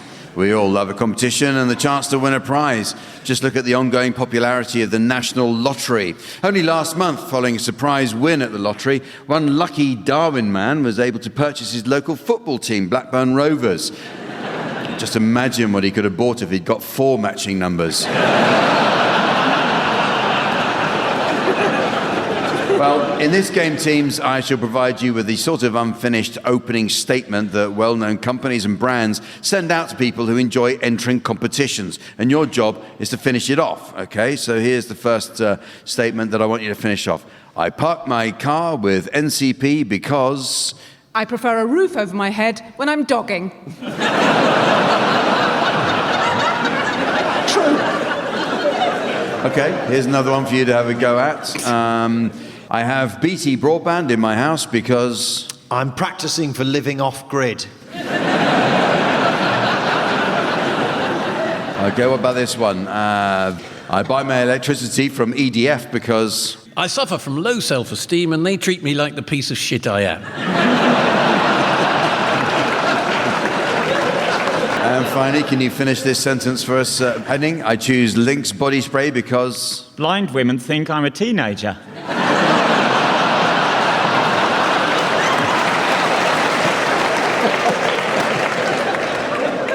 Okay. Well, it's now time to play the game called Mornington Crescent. First, I notice our postman prostrate under the weight of a letter. It comes from a Mrs. Trellis of North Wales. She writes, Dear eBay, very disappointed with this second-hand telescope. Barely does the job. 2 stars. Yours sincerely, Mrs. Trellis. Well, on with the game, and since we're here in the proud town of Blackburn, we'll be playing the game according to Lancashire rules. And so, obviously, as a trained actor, I will slip effortlessly into the local vernacular. Yes. So, A-up teams, pin back the lugs and catch on to the local protocol. Destinations are applicable, albeit a boon and a for the laterals. But diagonals are regradely in both circumferences. So, there's no point mithering about the Wigan Directive. It's nubber a guideline as laid out by Willie Eckerslike. And if that doesn't promise a lively session of the game, then I'll go to the foot of our stairs. And Marcus, A-up cocker. We'll start with thee. Gosh, Jack, you've really got that, haven't you? Yeah. It's just something I can do. Yeah. Okay, first move. Well, I'll go northeast. Burnt Oak. Burnt Oak? Yeah, that can be done. I'm going to say Polton Le Filed. Polton Le Filed? Ashton in Makerfield. Don't know about that, Henning.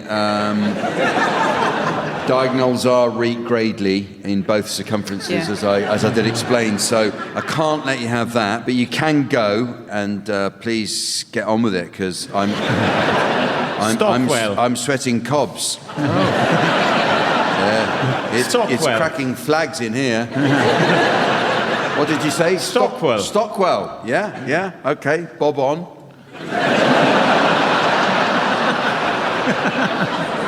It's actually, for an inexperienced player, Henning, that's a brilliant move, actually, Stockwell. It's a very popular game in Germany, Morning Crescent, and we play slightly different rules. We have got no offside. But it means I can go Garstang. Wow. Where did you go, sorry? Spicy move. Garstang. Garstang. Okay. Oh, they loved it, the audience. Ormskirk, yeah. Marcus, clever move, yeah. Which takes me quite obviously to Chiswick. Chiswick? I think because Marcus's opener was Burnt Oak, you can't go via... Can't have Chiswick? No. Ow. No, can't do Chiswick. Damn. I can take the game back to where I grew up. I wish you would, but we're going to... But for the moment, it's Vicky's go. Oh, do I have to? Yes, You need okay. to go So again. I'm just going to go Eccles. Eccles, yeah, okay. Well, I will take it to where I grew up. Dagenham. Dagenham. Is he allowed that? He's allowed that. He's well, actually, let's have a scan. Oh, no. Shut your pie hole. I'm thinking. Well, he's opened the door for me to go Skelmersdale. Yes, that's a nice move. Okay. Got a list of towns here, and it, funnily enough, got my nickname when I was a younger man, Clit Hero.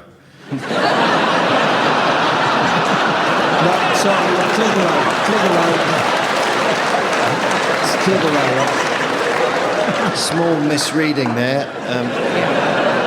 Clitheroe. I think we all know exactly what you were doing, Marcus. I think I'm just going to have to go Putney. Oh, yeah, Gio. Gure. Yeah. Have you heard, Jensen? But Putney's all right, yeah, no, you're bob on with Putney, all right, yeah. Putney Bridge. Ooh. I don't believe it. Mornington Crescent. Yes, it is, yeah. Oh, sorry, just give me a moment to get out of character.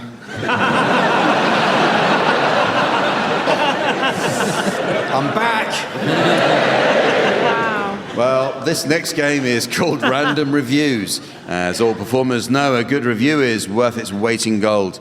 On his return to his homeland, Henning earns a little extra working nights for Germany's premier online minicab app and was pleased to receive a glowing 5-star review from one grateful passenger he took to Düsseldorf Airport. Yet another successful trip for Deutschland alles über. Apparently, the company is more successful than traditional street taxis because modern Germans feel uneasy about hailing anything. Which is understandable. Well, in this round, I shall present the teams with a selection of genuine internet reviews, and their job is to correctly identify to what the review is referring. Okay, so first one's for you, please, Marcus. What's being reviewed here? Very ordinary by comparison to others, quite small and relatively new. Rishi Sunak. It was a TripAdvisor review for Blackburn Cathedral. Vicky, what's being reviewed here? Doesn't even remotely bond. Timothy Dalton. The review is a review for Loctite Superglue Power Gel with precise nozzle. Henning, what's being reviewed here? It's been a long while since I had one, and it was nothing like the ones I had as a kid. A custodial sentence.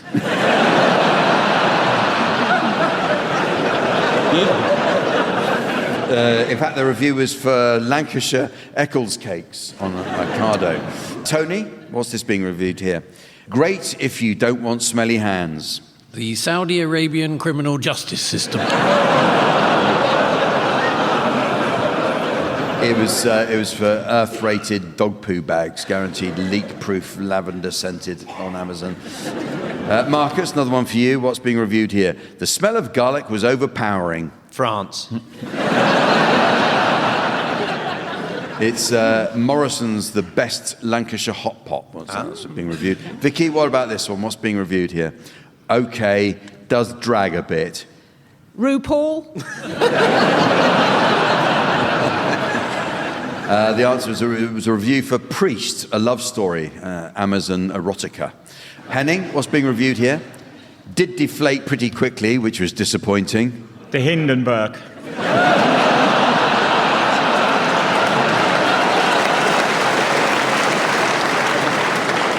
In fact, the answer was 25 large punch balloons for party bag fillers for kids. Finally, Tony, what's this a review for? I just advise people that the language used is rather graphic, so may trigger some people. Anne of Green Gables. It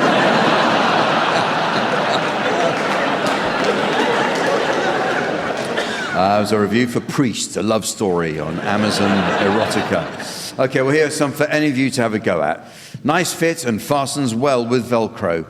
A Boeing 737 MAX door panel. It's actually a high-vis vest on Amazon. What about this one? What's this a review for? Not very strong, and a gust of wind can actually open it. A Boeing 737. No, it's a high-vis vest from Amazon. What about this one? What's being reviewed? I have fixed it to the front of my van, and it looks much better than I thought it would. The back of my van. It's actually MOT-compliant car registration numbers. What about this? What's this a review for? The Queen arrived safely with a couple of workers, but sadly infertile. Catherine of Aragon.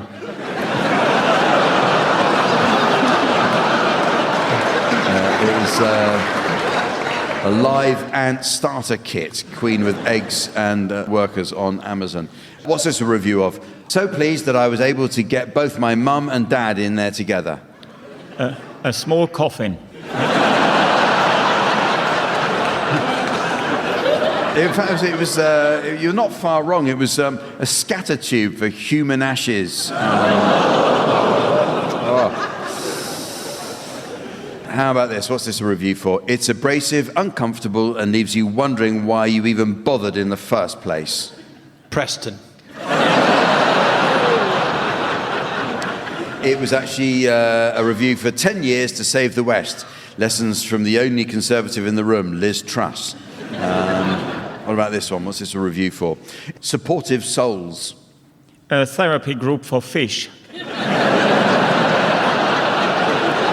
No, it's Crocs Unisex Classic Clogs on Amazon. How about this? What's this a review for? Has served the good folk of Blackburn for generations. Low expectations.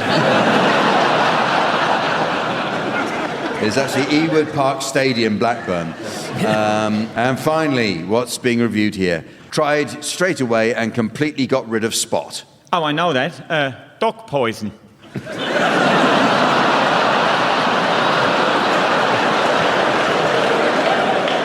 It's actually a review for something called Dots for Spots, pimple patches. Well, it's very nearly the end of the show. Yes, but there is just time to fit in a quick round of dentist or bedroom. In Lytham St Anne's, Britain's longest-serving dentist recently celebrated his 60th year in practice. In his honour, the Princess Royal unveiled a plaque, which was later removed by the hygienist for £200. So in this round, I'd like you teams to come up with examples of phrases that might be overheard both at a dentist's and also in the bedroom. You can start, please, Tony. You're going to have to open wider than that. Vicky. Right, let's get you numbed up. Henning. I didn't feel a thing. Marcus. I'm afraid both of these holes are going to need filling.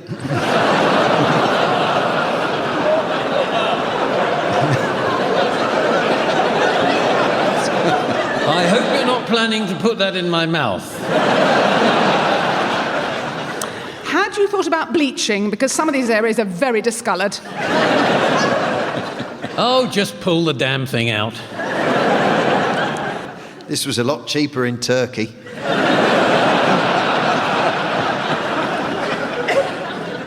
Which of you kids wants to go first?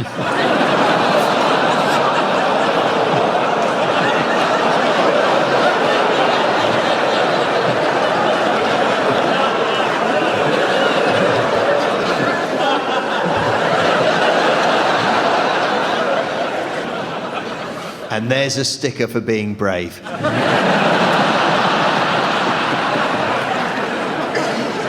And so, ladies and gentlemen, as the taut tightrope of time is gingerly traversed by the daredevil of destiny until the freak footfall of fate leaves him nursing the throbbing testicles of eternity, I notice it's the end of the show. So, from the teams, Sven, myself, and our audience here in Blackburn, it's goodbye. Goodbye. Marcus Brigstock, Tony Hawks, Vicky Pepperdine and Henning Vane were being given silly things to do by Jack D, with Colin Sell setting some of them to music. The programme consultants were Fraser Steele and Stephen Dick, and the producer was John Naismith.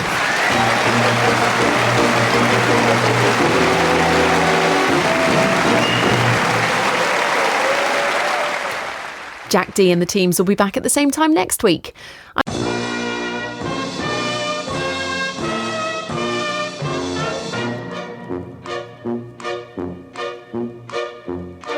We present I'm Sorry I Haven't a Clue, the antidote to panel games.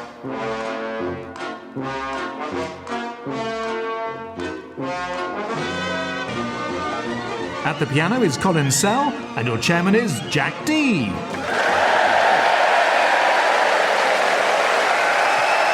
Hello and welcome to I'm Sorry I Haven't a Clue. You join us today on a visit to Edinburgh. Yes, the city known throughout the world as the England of Scotland.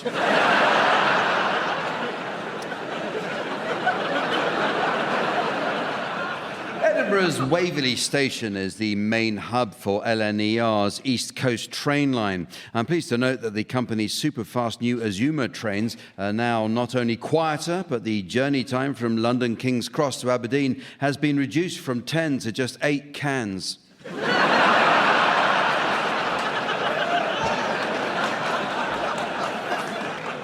One of Edinburgh's most distinctive sounds is the famous 1 o'clock gun. The 1 o'clock gun sounds daily at 1 p.m. If by chance you should hear the sound of a 12 o'clock gun, it simply means it's midnight and you've strayed into Nidri.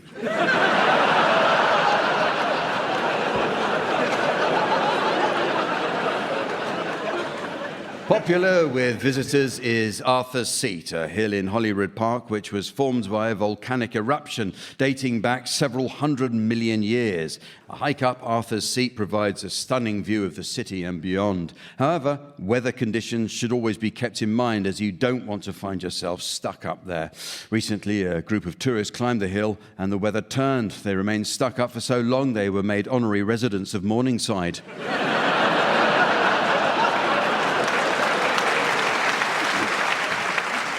Edinburgh's Holyrood is the home of the Scottish Parliament. Officially founded in 1999, the modern Parliament has few of the old traditions found at Westminster. However, tourists hoping for a display of pomp and circumstance should still head to Holyrood in the hope of catching what's already becoming a parliamentary tradition, the ceremonial arresting of the First Minister.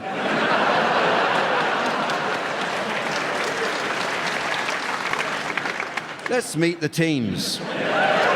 On my right, please welcome Pippa Evans and Rory Bremner. And on my left, Milton Jones and Fred Macaulay.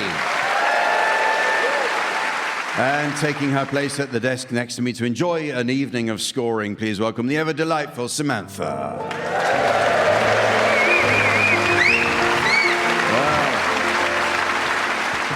Well, we begin this week with a round called Change a Letter, Ruin a Band. Choosing a good name for your band can mean the difference between success and failure. And the same goes for tribute bands, which have a strong tradition in Scotland. One only has to think of the Glen Eagles, the Partick Monkeys, Perth, Wind and Fire, and of course, Cranky Goes to Hollywood. Anyway, teams, in this round, I'd like you to suggest the names of bands ruined by the change of just a single letter. You can start this, please, Rory. Simply Reg.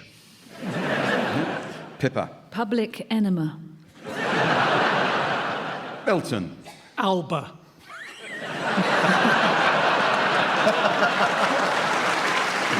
Fred. This is inspired by one of our first ministers. No, what were they called? Prime ministers, yeah. Thick Lizzie. Adam and the Anus. Sadness. Urethra Franklin. The Why. Pariah Carey. Bare naked laddies. Super Cramp. Oh, as is.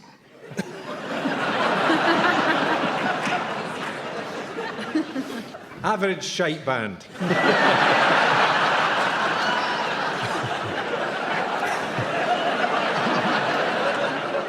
Well, thanks for ending that on a high.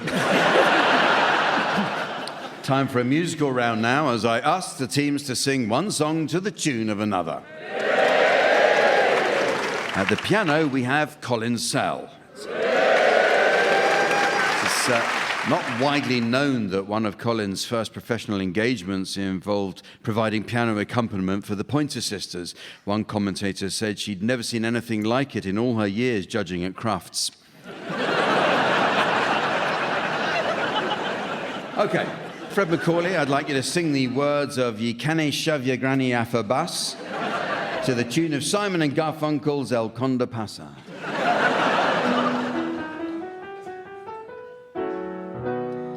Ye cannae shove your granny off a bus. No, ye cannae shove your granny off a bus. No, you cannae shove your granny 'cause she's your mammy's mammy. You cannae shove your granny off a bus. You can shove your other granny off a bus. Push, push, a bus. You can shove your other granny 'cause she's just your daddy's mammy. Shove your other granny off a bus. Push, push. Nice.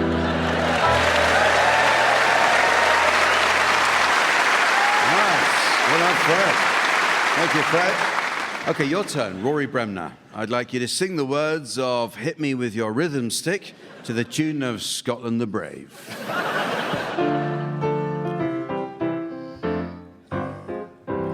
In the deserts of Sudan and the gardens of Japan, from Milan to Yucatan, every woman, every man, hit me with your rhythm stick. Hit me, je t'adore. Ich liebe dich. Hit me, hit me, hit me.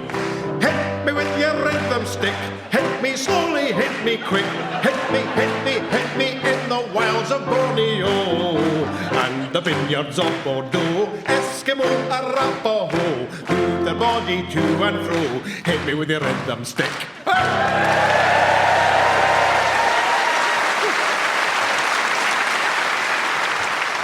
And finally, Pippa Evans. I'd like you to sing the words of Billy Connolly's The Welly Boot song to the tune of My Heart Will Go On from the Titanic.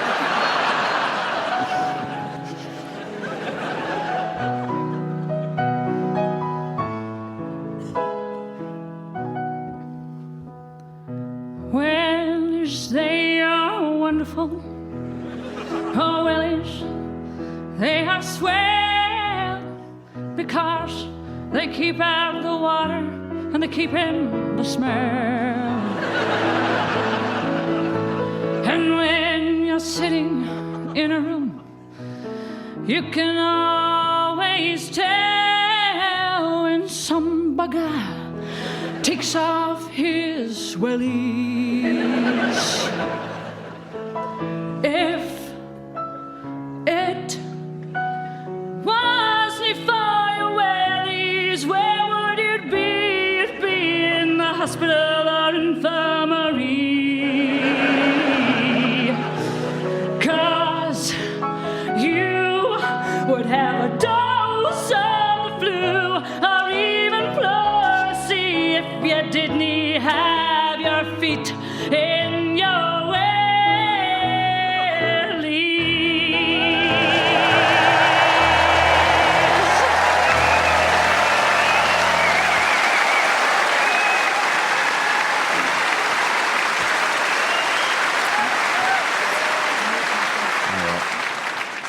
Don't worry, they can do great things in the edit.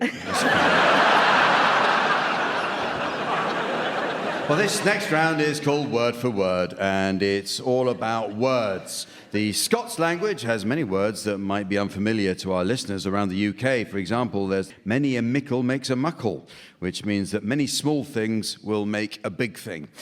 Or to put it in more practical terms, enough small party donations of, say, £1 or so will soon add up to a top-of-the-range camper van.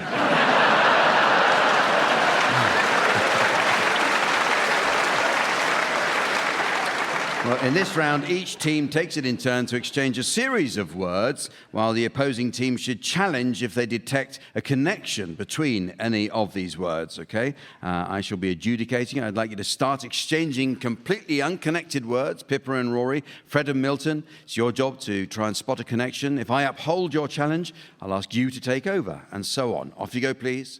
Pippa and Rory. Donkey. Dodecahedron. Lemon. Piffle. Milton, lemon, piffle, you think? I thought you said piffle. What did you say? I said piffle with 2 Fs. Okay, piffle. Same to you. Fred is now challenging Milton. No. This is not going well. All right. I was challenging Rory. I thought lemon piffle is a biscuit. Is it? No. Could be, though. Then I'm afraid I can't accept your challenge. Oh, no. But it's back to Pippa and Rory. Banjo. Rhododendron. Chipolata. Perineum. Fruity. Wombat. Fred, fruity wombat? Yeah, it's a very specific species of the wombat genus. Yeah. Found in Australia, not in a eucalyptus tree, it's found in a lemon tree. Attracted by the biscuits. Okay. All right, I'll uphold your challenge. I think that sounds feasible. It's over to Fred and Milton. Pith.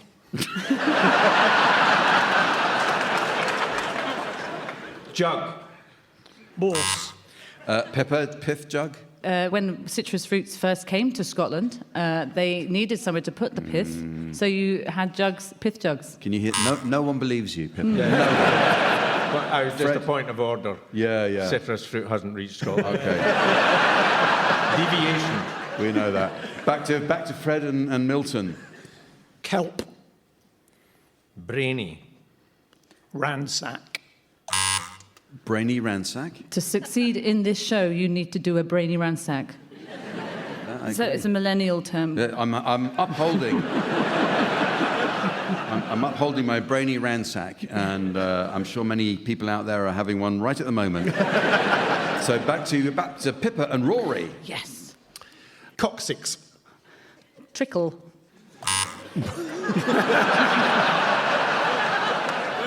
Fred, I have a feeling I know where this is going.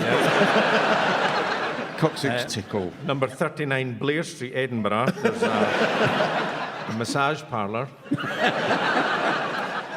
Ask for Doreen. Coccyx tickle, 40 quid. Okay. Well, we have to take your word for that. Do you get some citrus fruit thrown in? Not thrown in.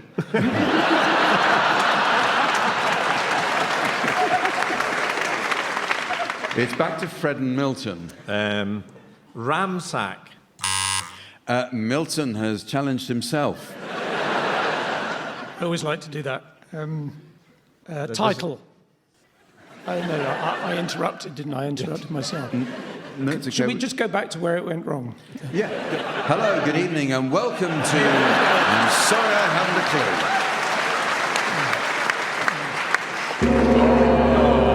And the gong. The gong signifies that we have no better way of ending that than to play in a synthetic gong. Well, it's now time for a round that's all about the world of broadcasting, which seems to announce a new programme commission daily. Ever edgy, Channel 4 have commissioned a brand new panel game show format conceived by a group of broadcasting executives during a conversation in the gents at their Soho Members Club. They're calling it Where's My Line? Now, the people whose job it is to come up with ideas for radio and TV shows can be remarkably lazy with their programme titles, so I'll ask the teams to share examples of programmes where the content has been contrived to suit what someone thought would make a clever title. Rory, you can start. Hello, this week on Radio 4 we'll be talking about food and encouraging people to throw away one of the most popular herbs used in Mediterranean cookery. That's been our time, just after 9.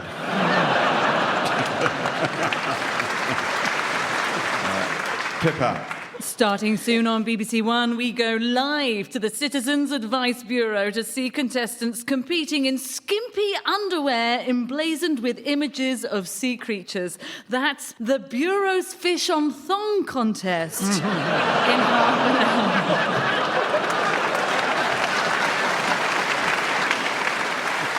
hour. Fred. Taking a break from Landscape and Portrait Artist of the Year, Frank Skinner and Stephen Mangan tried to solve a murder where clues have been left on stickers on paintings in the National Gallery. That's Tag Art at 9 o'clock.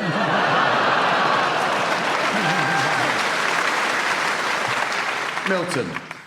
And now, just before the news on Radio 4, it's time to find out tomorrow's whereabouts of the President of the People's Republic of China in the Xi Ping forecast.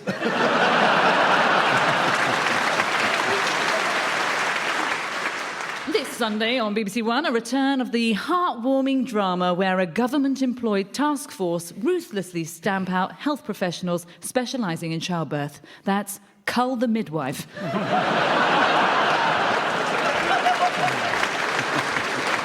Right, strap in. After the broadcasting success of Michael Portillo's great train journeys, Scotland's own Sir Ian Rankin travels from Glasgow to Edinburgh. Firstly, due to a signal failure at Haymarket, he gets a Lothian bus to Edinburgh Park. The train only goes as far as Croy, where his journey is again disrupted and he has to find alternative transport. That's a new series of Rebus.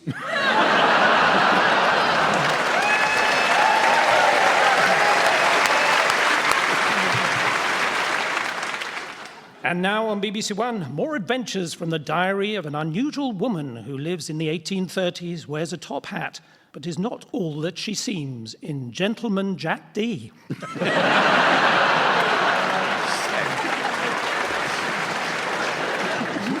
Tonight on BBC Scotland, the true story of an African explorer who contracted a tropical disease with his mother on an expedition. As they recovered, they regained their appetites, and the programme is named after the telegram they sent to the doctor. That's Livingston 8, Motherwell 2.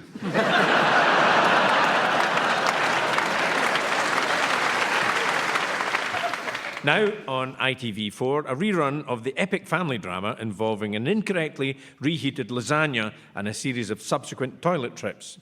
That's the Four Shites saga, now on ITV4.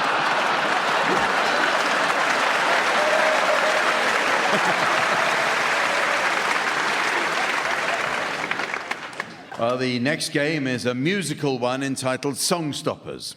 Edinburgh has a long tradition of producing writers adept in creating fantasy works that revolve around magical, highly implausible scenarios. One thinks of J.M. Barrie's improbable world of Neverland in Peter Pan, J.K. Rowling's fantastical blend of myth and magic in the Harry Potter series, and perhaps the most far-fetched of all, the Proclaimers with Sunshine on Leith. Well, in this round, panellists from each team will take it in turn to sing the opening line to a series of well-known songs. It's the job of their teammate to answer each opening line in a manner likely to end the song altogether. At the piano, we have Colin Sell.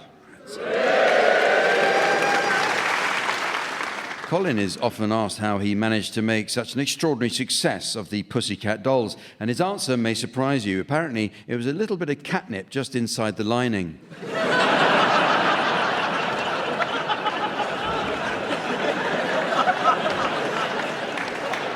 Okay, you can go first, please. Fred and Milton, can we have your medley of first lines now, please? Well,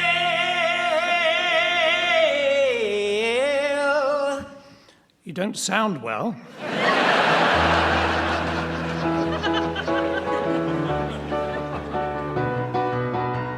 I'm too sexy for my shirt, too sexy for my shirt, so sexy it hurts.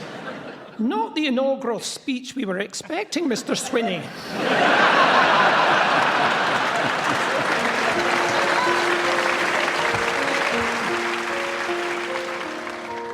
Turn around, every now and then I get a little bit lonely and you're never coming round. Turn around. There's something wrong with this sat-nav.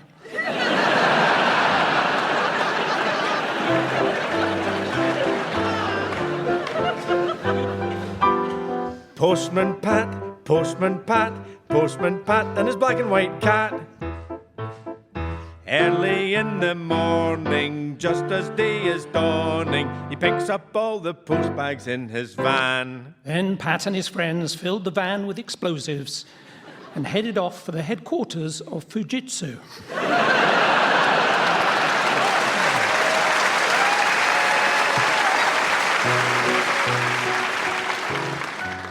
Scooby-Dooby-Doo, where are you? Ah, now, I'm afraid Scooby's gone to live on a farm.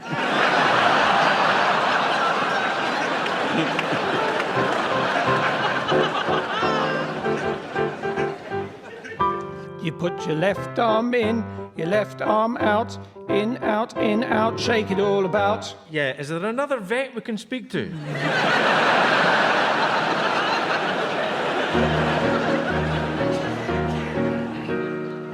Don't you wish your girlfriend was hot like me? She is. She's going through the menopause.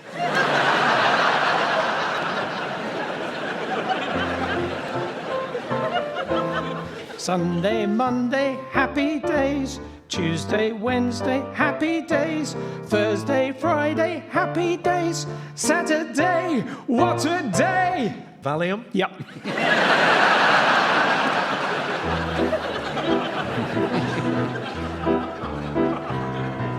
If you're blue and you don't know where to go to, I would suggest A&E.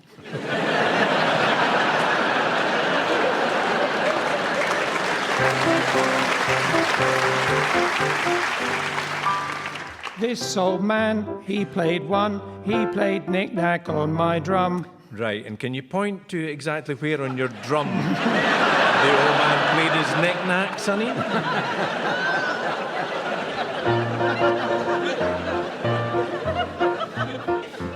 Love is a burning thing. I think the technical name is chlamydia. Okay. Thank you. All right. Well, your turn now, Pippa and Rory. Can we have your first line medley, please? Why does it always rain on me? Is it because I lied when I was 17? Oh, come inside, Prime Minister. You're soaked.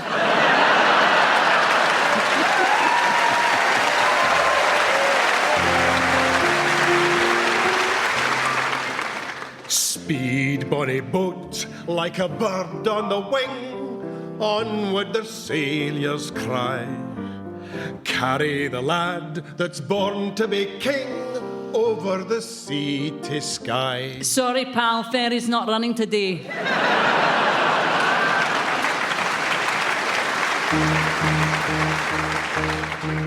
When I wake up, well, I know I'm gonna be the man who wakes up next to you. Well, you'll be lucky. I'm the anaesthetist.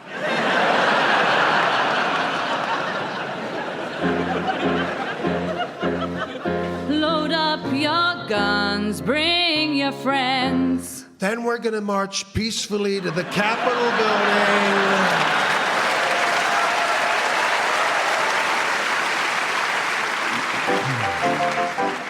Salakatula, menchikapula, bibbidi bobbidi boo. Oh, are these your three, Mr. Musk?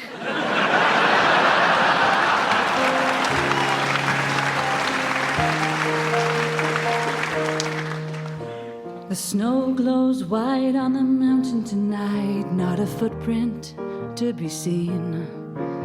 A kingdom of isolation. And that's pretty much all there is to say about the frozen planet.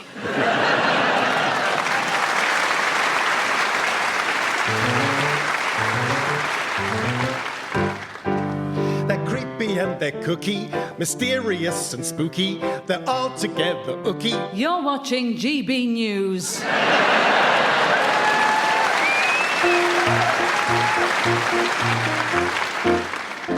A sailor went to CCC to see what he could see, but all that he could see was Southern Waters feces.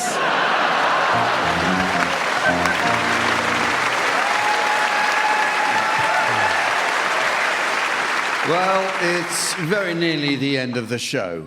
But there is just time to fit in a quick round of Scottish Film Club.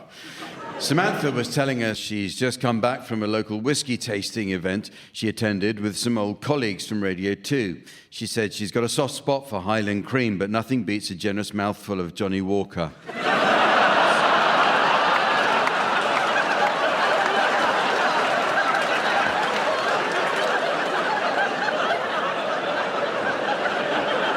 That joke was sent in by a Miss Kirsty Walk. Thank you for that. Well, in this round, teams, I'd like you, please, to suggest the titles of films likely to be appreciated by those living in Scotland. You can start, please. Pippa. The Man Who Fell to Perth. Rory. Dreich Encounter. Milton. The Godfather Part Ichthistle. Fred. A country with no old men.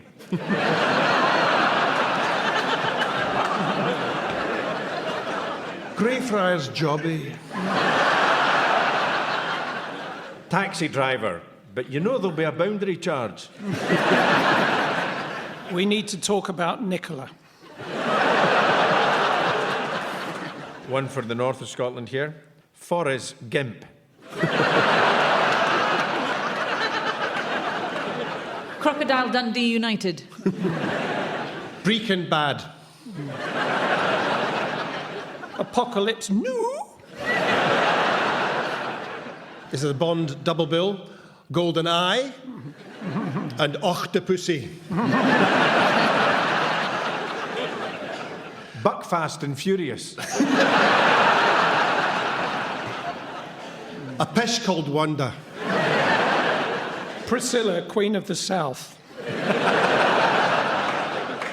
Schindler's Pissed.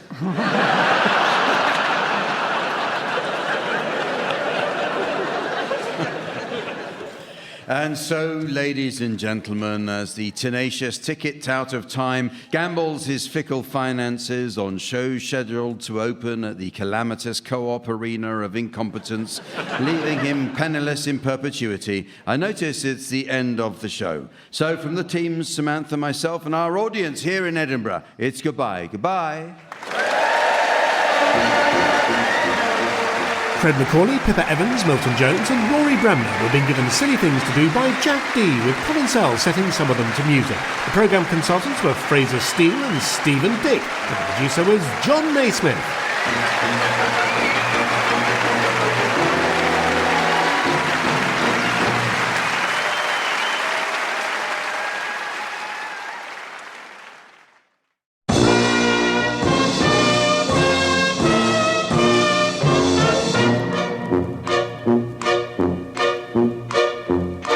We present I'm Sorry I Haven't a Clue, the antidote to panel games.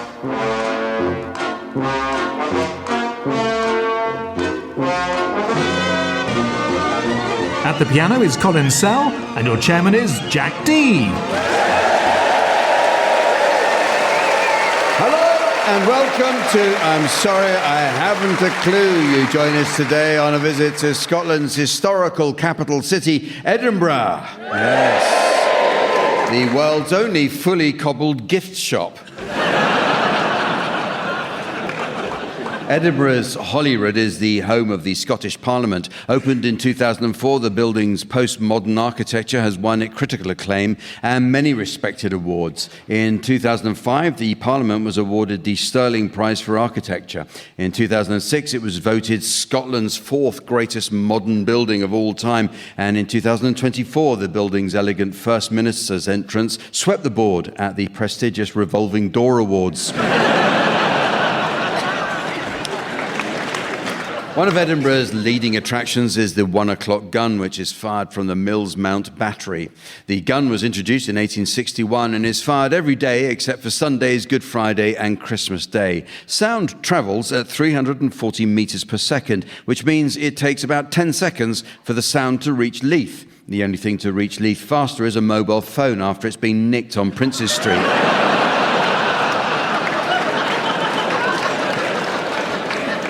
In Leith's Bernard Street stands a statue to Scotland's national poet, Rabbie Burns, who genealogists have discovered fathered 12 children to 4 different women.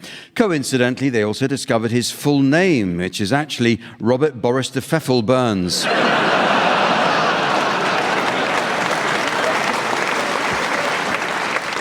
Edinburgh has 2 successful football teams. Well, 1 if you include Hibs.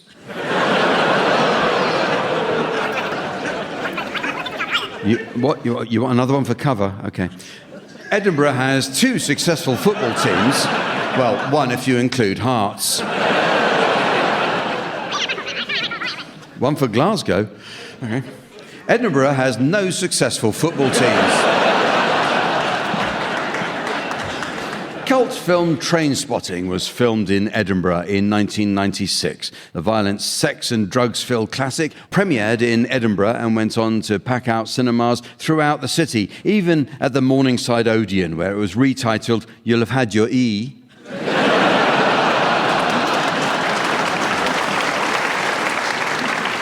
Edinburgh Zoo is home to the world's only knighted penguin. Sir Nils Olaf received his knighthood in 2008 in recognition of his work as a mascot for the Norwegian Army. Unfortunately, after a recent investigation into Sir Olaf's pandemic business dealings, there is a call for the penguin to be stripped of his title due to claims that he used his connections to secure a multi-million-pound PPE contract.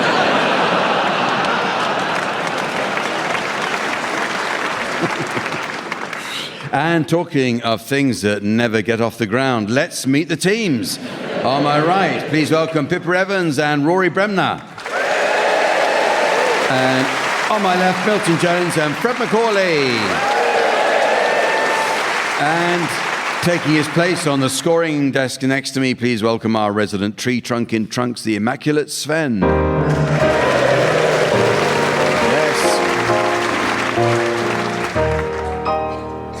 Well, we start this week with some new additions to the Uxbridge English Dictionary. A good dictionary is essential for learning the correct use of similar terms. For example, many don't know the subtle difference between the words Cabernet and Pinot. Well, Cabernet is any of several related grapes grown most notably in the Bordeaux region of France, whereas Pinot is a ferry company famed for paying its staff bugger all. The meaning of words are constantly changing, team. So your suggestions, please, of any new definitions you may have spotted recently. Rory, you can start. Rotund. Sent back to Fife. Pippa. Deduct. Someone's taken away all my mallards. Milton. Knotweed. Definitely a weed, despite what it calls itself. And Fred. Texting. A Jamaican smartphone. Islamophobia. The question to the answer, no, lamb is a type of meat, not a phobia.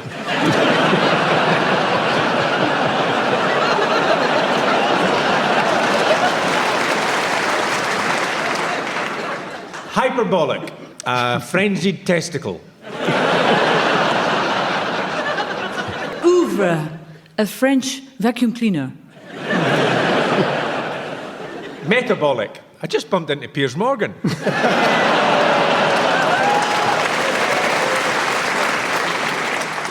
Percussion. How Scottish upholsterers get paid.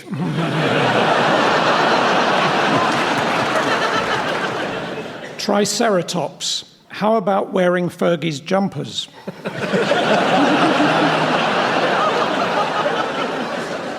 Sexting. A Jamaican vibrator.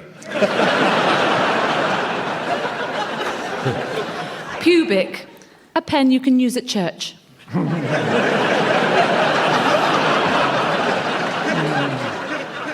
Cemetery, where people from New Zealand are buried. Weepier, a tiny Scottish jetty. Ample. Ironically, an incomplete sample.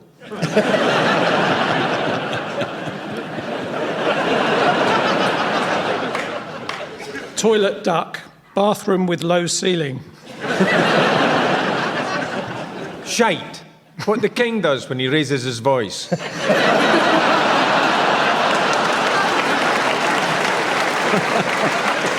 Well, the teams are going to do a spot of acting for us now in the round called Sound Charades. This game is all about miming the theatrical technique of suggesting action, character, or emotion without words. Scotland's most prominent mime artist was Aberdonian Hamish McPhee, who entered the world of silent theatre when he was told, "It's your round," in a Pittodrie pub. Well, in our version of the game, team members are permitted the use of their mouths. So, Rory and Pippa, you're to start, please, and your title will shortly be displayed to the audience via the laser display screen. And here is the mystery voice for listeners at home. The Girl with the Dragon Tattoo. The Girl with the Dragon Tattoo. Well, this is a book and a film, and it's 6 words. Ooh. Hello, is that the headquarters of the pipes and drums of the 1st Battalion of the Scots Guards? Aye, it is. Oh, I'm mounting an alternative military show with pipes and drums for the Edinburgh International Festival and wondered if you would be interested in taking part. Well, quite possibly, young lady. Do you have a venue in mind? No, not as such. What I've done is I've created this enormous trolley stage on wheels, and the plan would be for me to pull the stage behind me.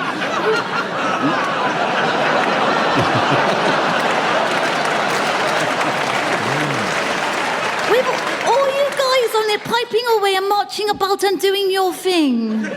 What, you'd literally pull us to wherever the audience might be? Literally, that is what I will do. Just little me will heave the whole show in front of the expectant crowd.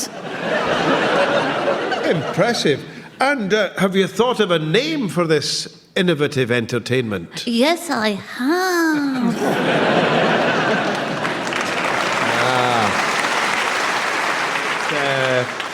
It's very relevant to Edinburgh, isn't it? Super. Is it The Girl with the Dragon Tattoo? Okay, your turn. Fred and Milton, your title is now being exhibited for the audience, while here is the mystery voice for listeners at home. Lost in Translation. Lost in Translation.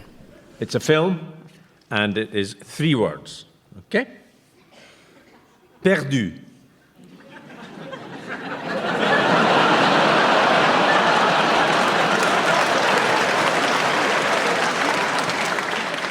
French. Perduta. Italian. Verloren. German. Mitloof. Maltese.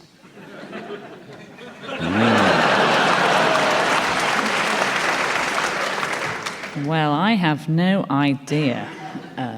Is it something to do with languages?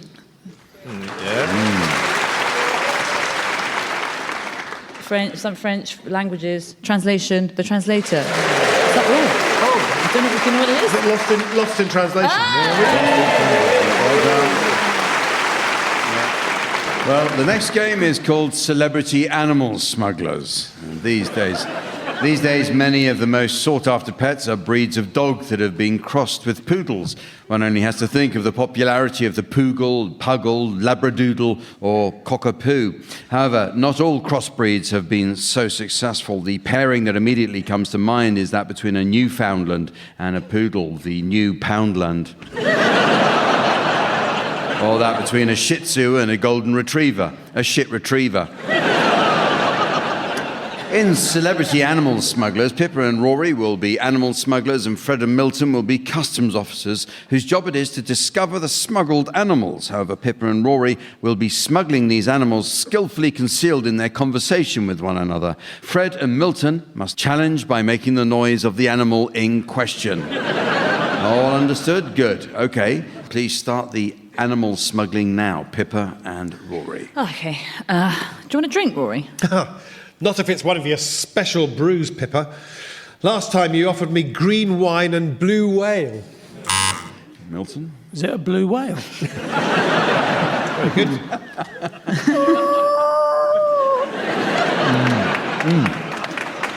Very good.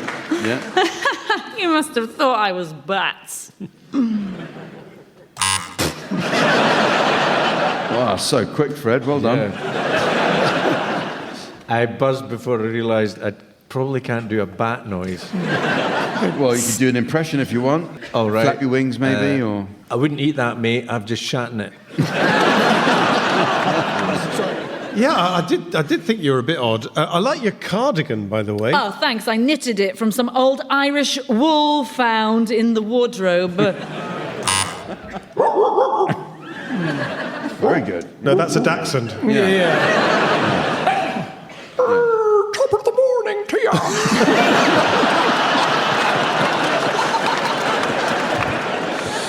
Yeah. What colour would you call it?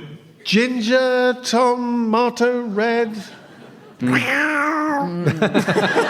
Revolutionary red. Chairman Mao's favourite colour. I hope... Yes, Milton. Is it a mouse? Yeah, you haven't really got on what this is about. It's just give us the noise. Caught in a trap.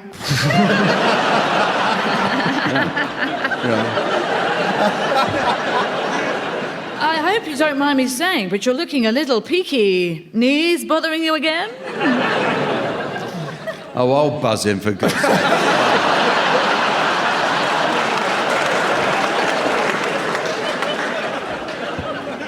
Yeah. I've done the noise as well. Yes, sometimes the pain makes me scream.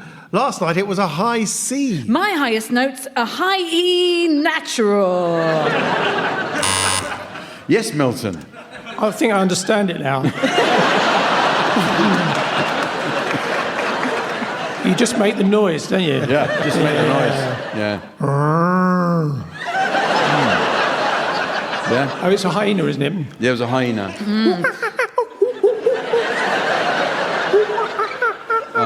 Hang on, is that a hyena eating a monkey? They're very similar. And the hyena, of course, the impressionist of the animal world. Okay. By the way, I saw you sunbathing in the bath. Hello, I said. I wouldn't buzz. No idea what kind of noise a buffalo makes. Milton. I'm the only one left.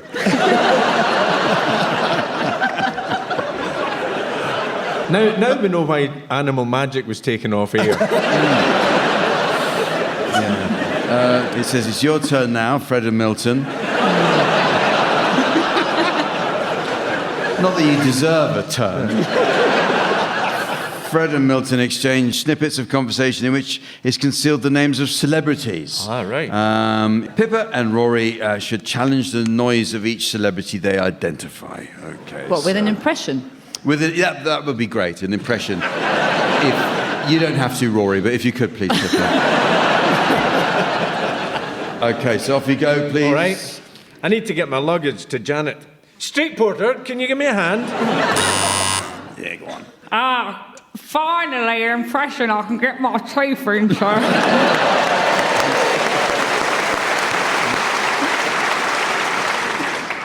Hello, I spotted you on the plane. Yeah, were you having the in-flight meal? Yes, I had the vegan open sandwich. How about you? Oh, liver. Your Coleman's mustard. On that, I presume. Sorry. Yes. No, I can do this one. Was it? Series 2, Crown, Royalty. A skill I didn't know I had.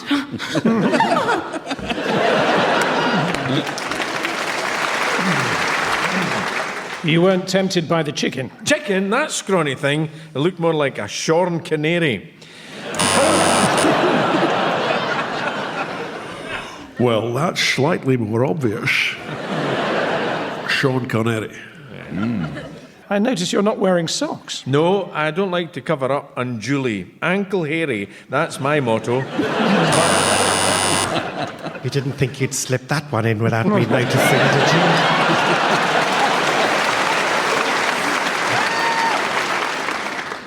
May I say, that's a very fine diamond tie pin you're wearing. Thank you. It's a gem I call instant glamour. Luckily. Gemma Collins, isn't it? Oh, yeah, something like, I say it as I see it. Would you like to buy one of my caftans? I'm afraid it was Princess Anne.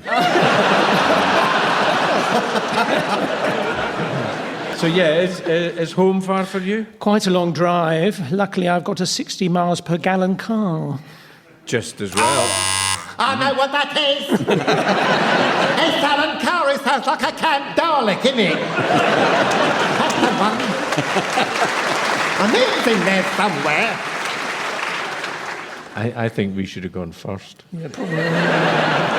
Don't worry, you won't go at all.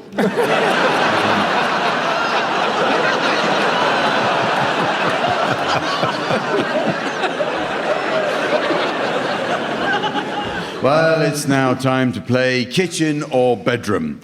Mainstay of the traditional Scottish kitchen is, of course, the haggis, whose ingredients are generally agreed to include the liver, heart, tongue, and lungs of a sheep, which are spiced, then minced and mixed with suet, blood, and oatmeal before being boiled while encased in the animal's stomach. However, the exact recipe is a closely guarded secret under the Public Health Act of 1947. Well, in this round, teams, I'd like you to come up with some phrases that might be suitable to use in both the kitchen and the bedroom. Rory, you can start. You'll know it's ready when it stands up on its own. Milton. Shall we start with nibbles and see how it goes? Pippa. Anyone want to lick these before I wash them?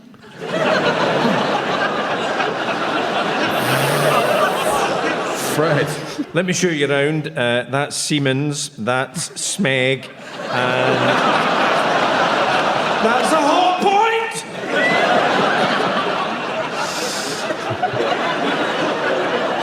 Hello, here comes the custard. I'm trying to eat 5 a day. So you don't want to put basil in. Dill do?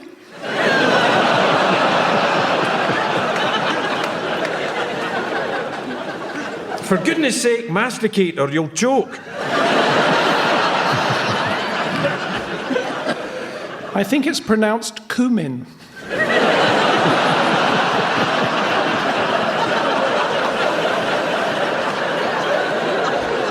I got that off Nigella Lawson.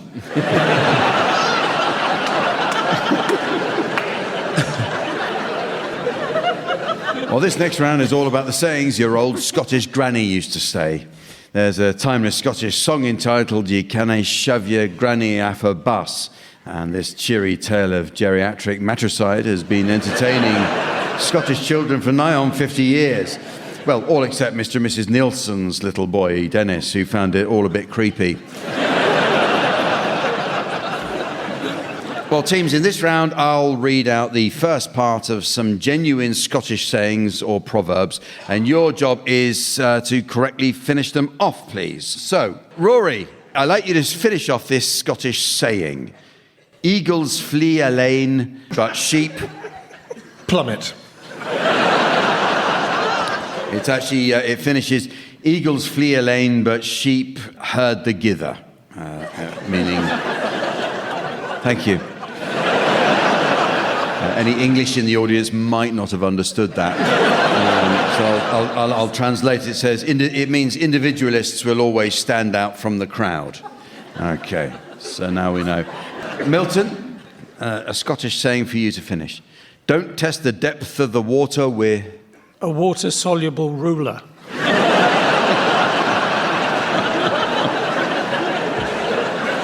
It's actually, I like this. This is, don't test the depth of the water with both feet. Don't commit everything to one venture, obviously. And Fred, how about this one, this Scottish saying? A scabbit sheep will... soon be haggis.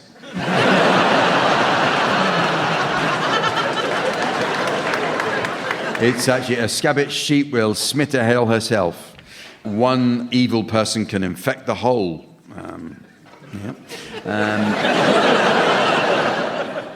Pippa, can you complete this Scottish saying, please? Shy and timid folk are notoriously dull. Are no fully happy. Happiness is not a friend of the shy and timid. Rory, how about this Scottish saying for you to finish? Clean your wallies thrice and... you'll have a clean wally.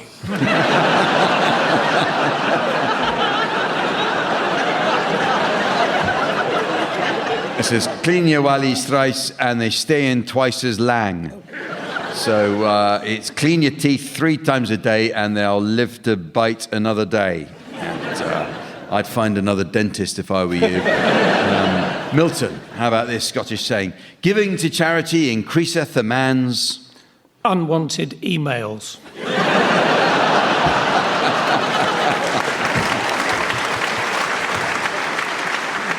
It's increaseth a man's store. Give to charity and you will grow in stature. Finally, Fred, how does this one end, this Scottish saying? A reeky house and a gurning wife will... be waiting for me after the show.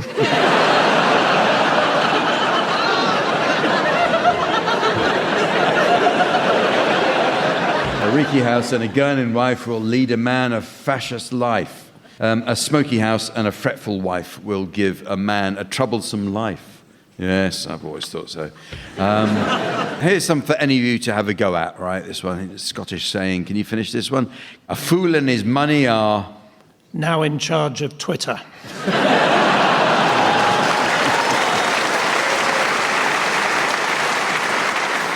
Actually, a fool and his money are soon parted. I didn't know that was particularly Scottish.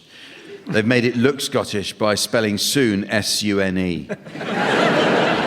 Here's another one for any of you to have a go at. Your grandpa's like the weather. wet and windy.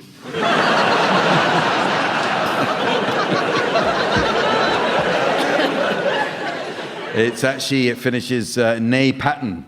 The Scottish climate is like your grandfather, unpredictable. So who can finish this one, this Scottish saying? The smith's mare and the cobbler's wife are... a reasonable audience at the Fringe.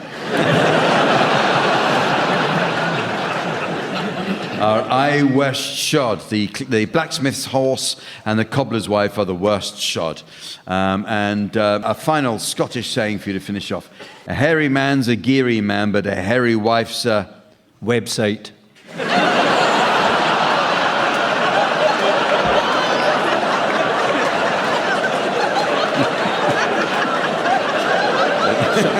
So I've been told. It's a hairy man's a geary man, but a hairy wife's a witch, which means a hairy man is considered rich, but a hairy wife a witch. Well, it's very nearly the end of the show, but there is just time to fit in a quick round of Entomologist Songbook. Our own Sven is an amateur entomologist and recently donated a prize beetle from his collection to the Natural History Museum. Last week, he spent a thoroughly enjoyable afternoon in a storeroom watching the gentleman curator carefully mount his magnificent longhorn.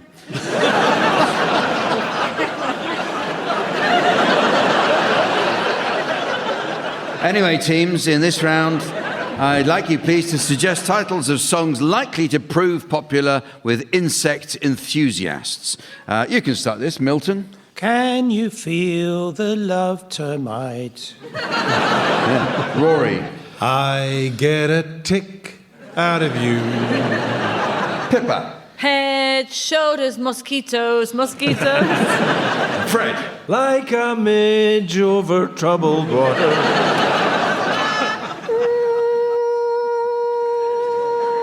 Night fever, night fever. I believe I'm a fly. I believe in miracles since you came along, you tetsy thing.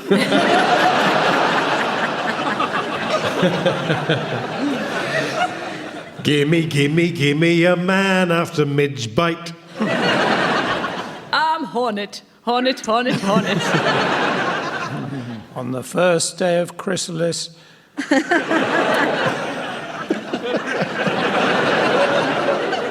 Lice, lice, baby. Do, do, do, do, do, do, do, do.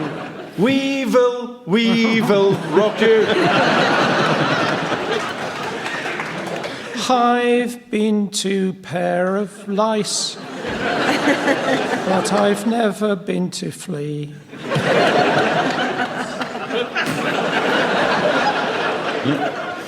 Knits in white satin. Once in Royal Aphid City.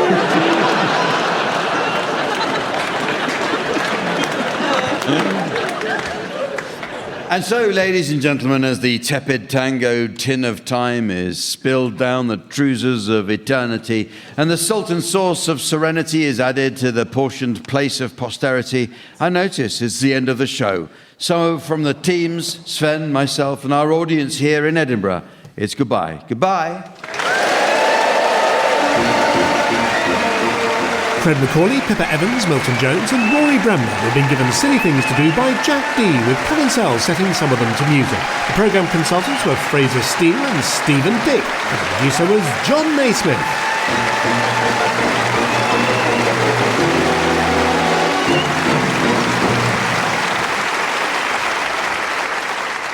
I'm sorry, I haven't a clue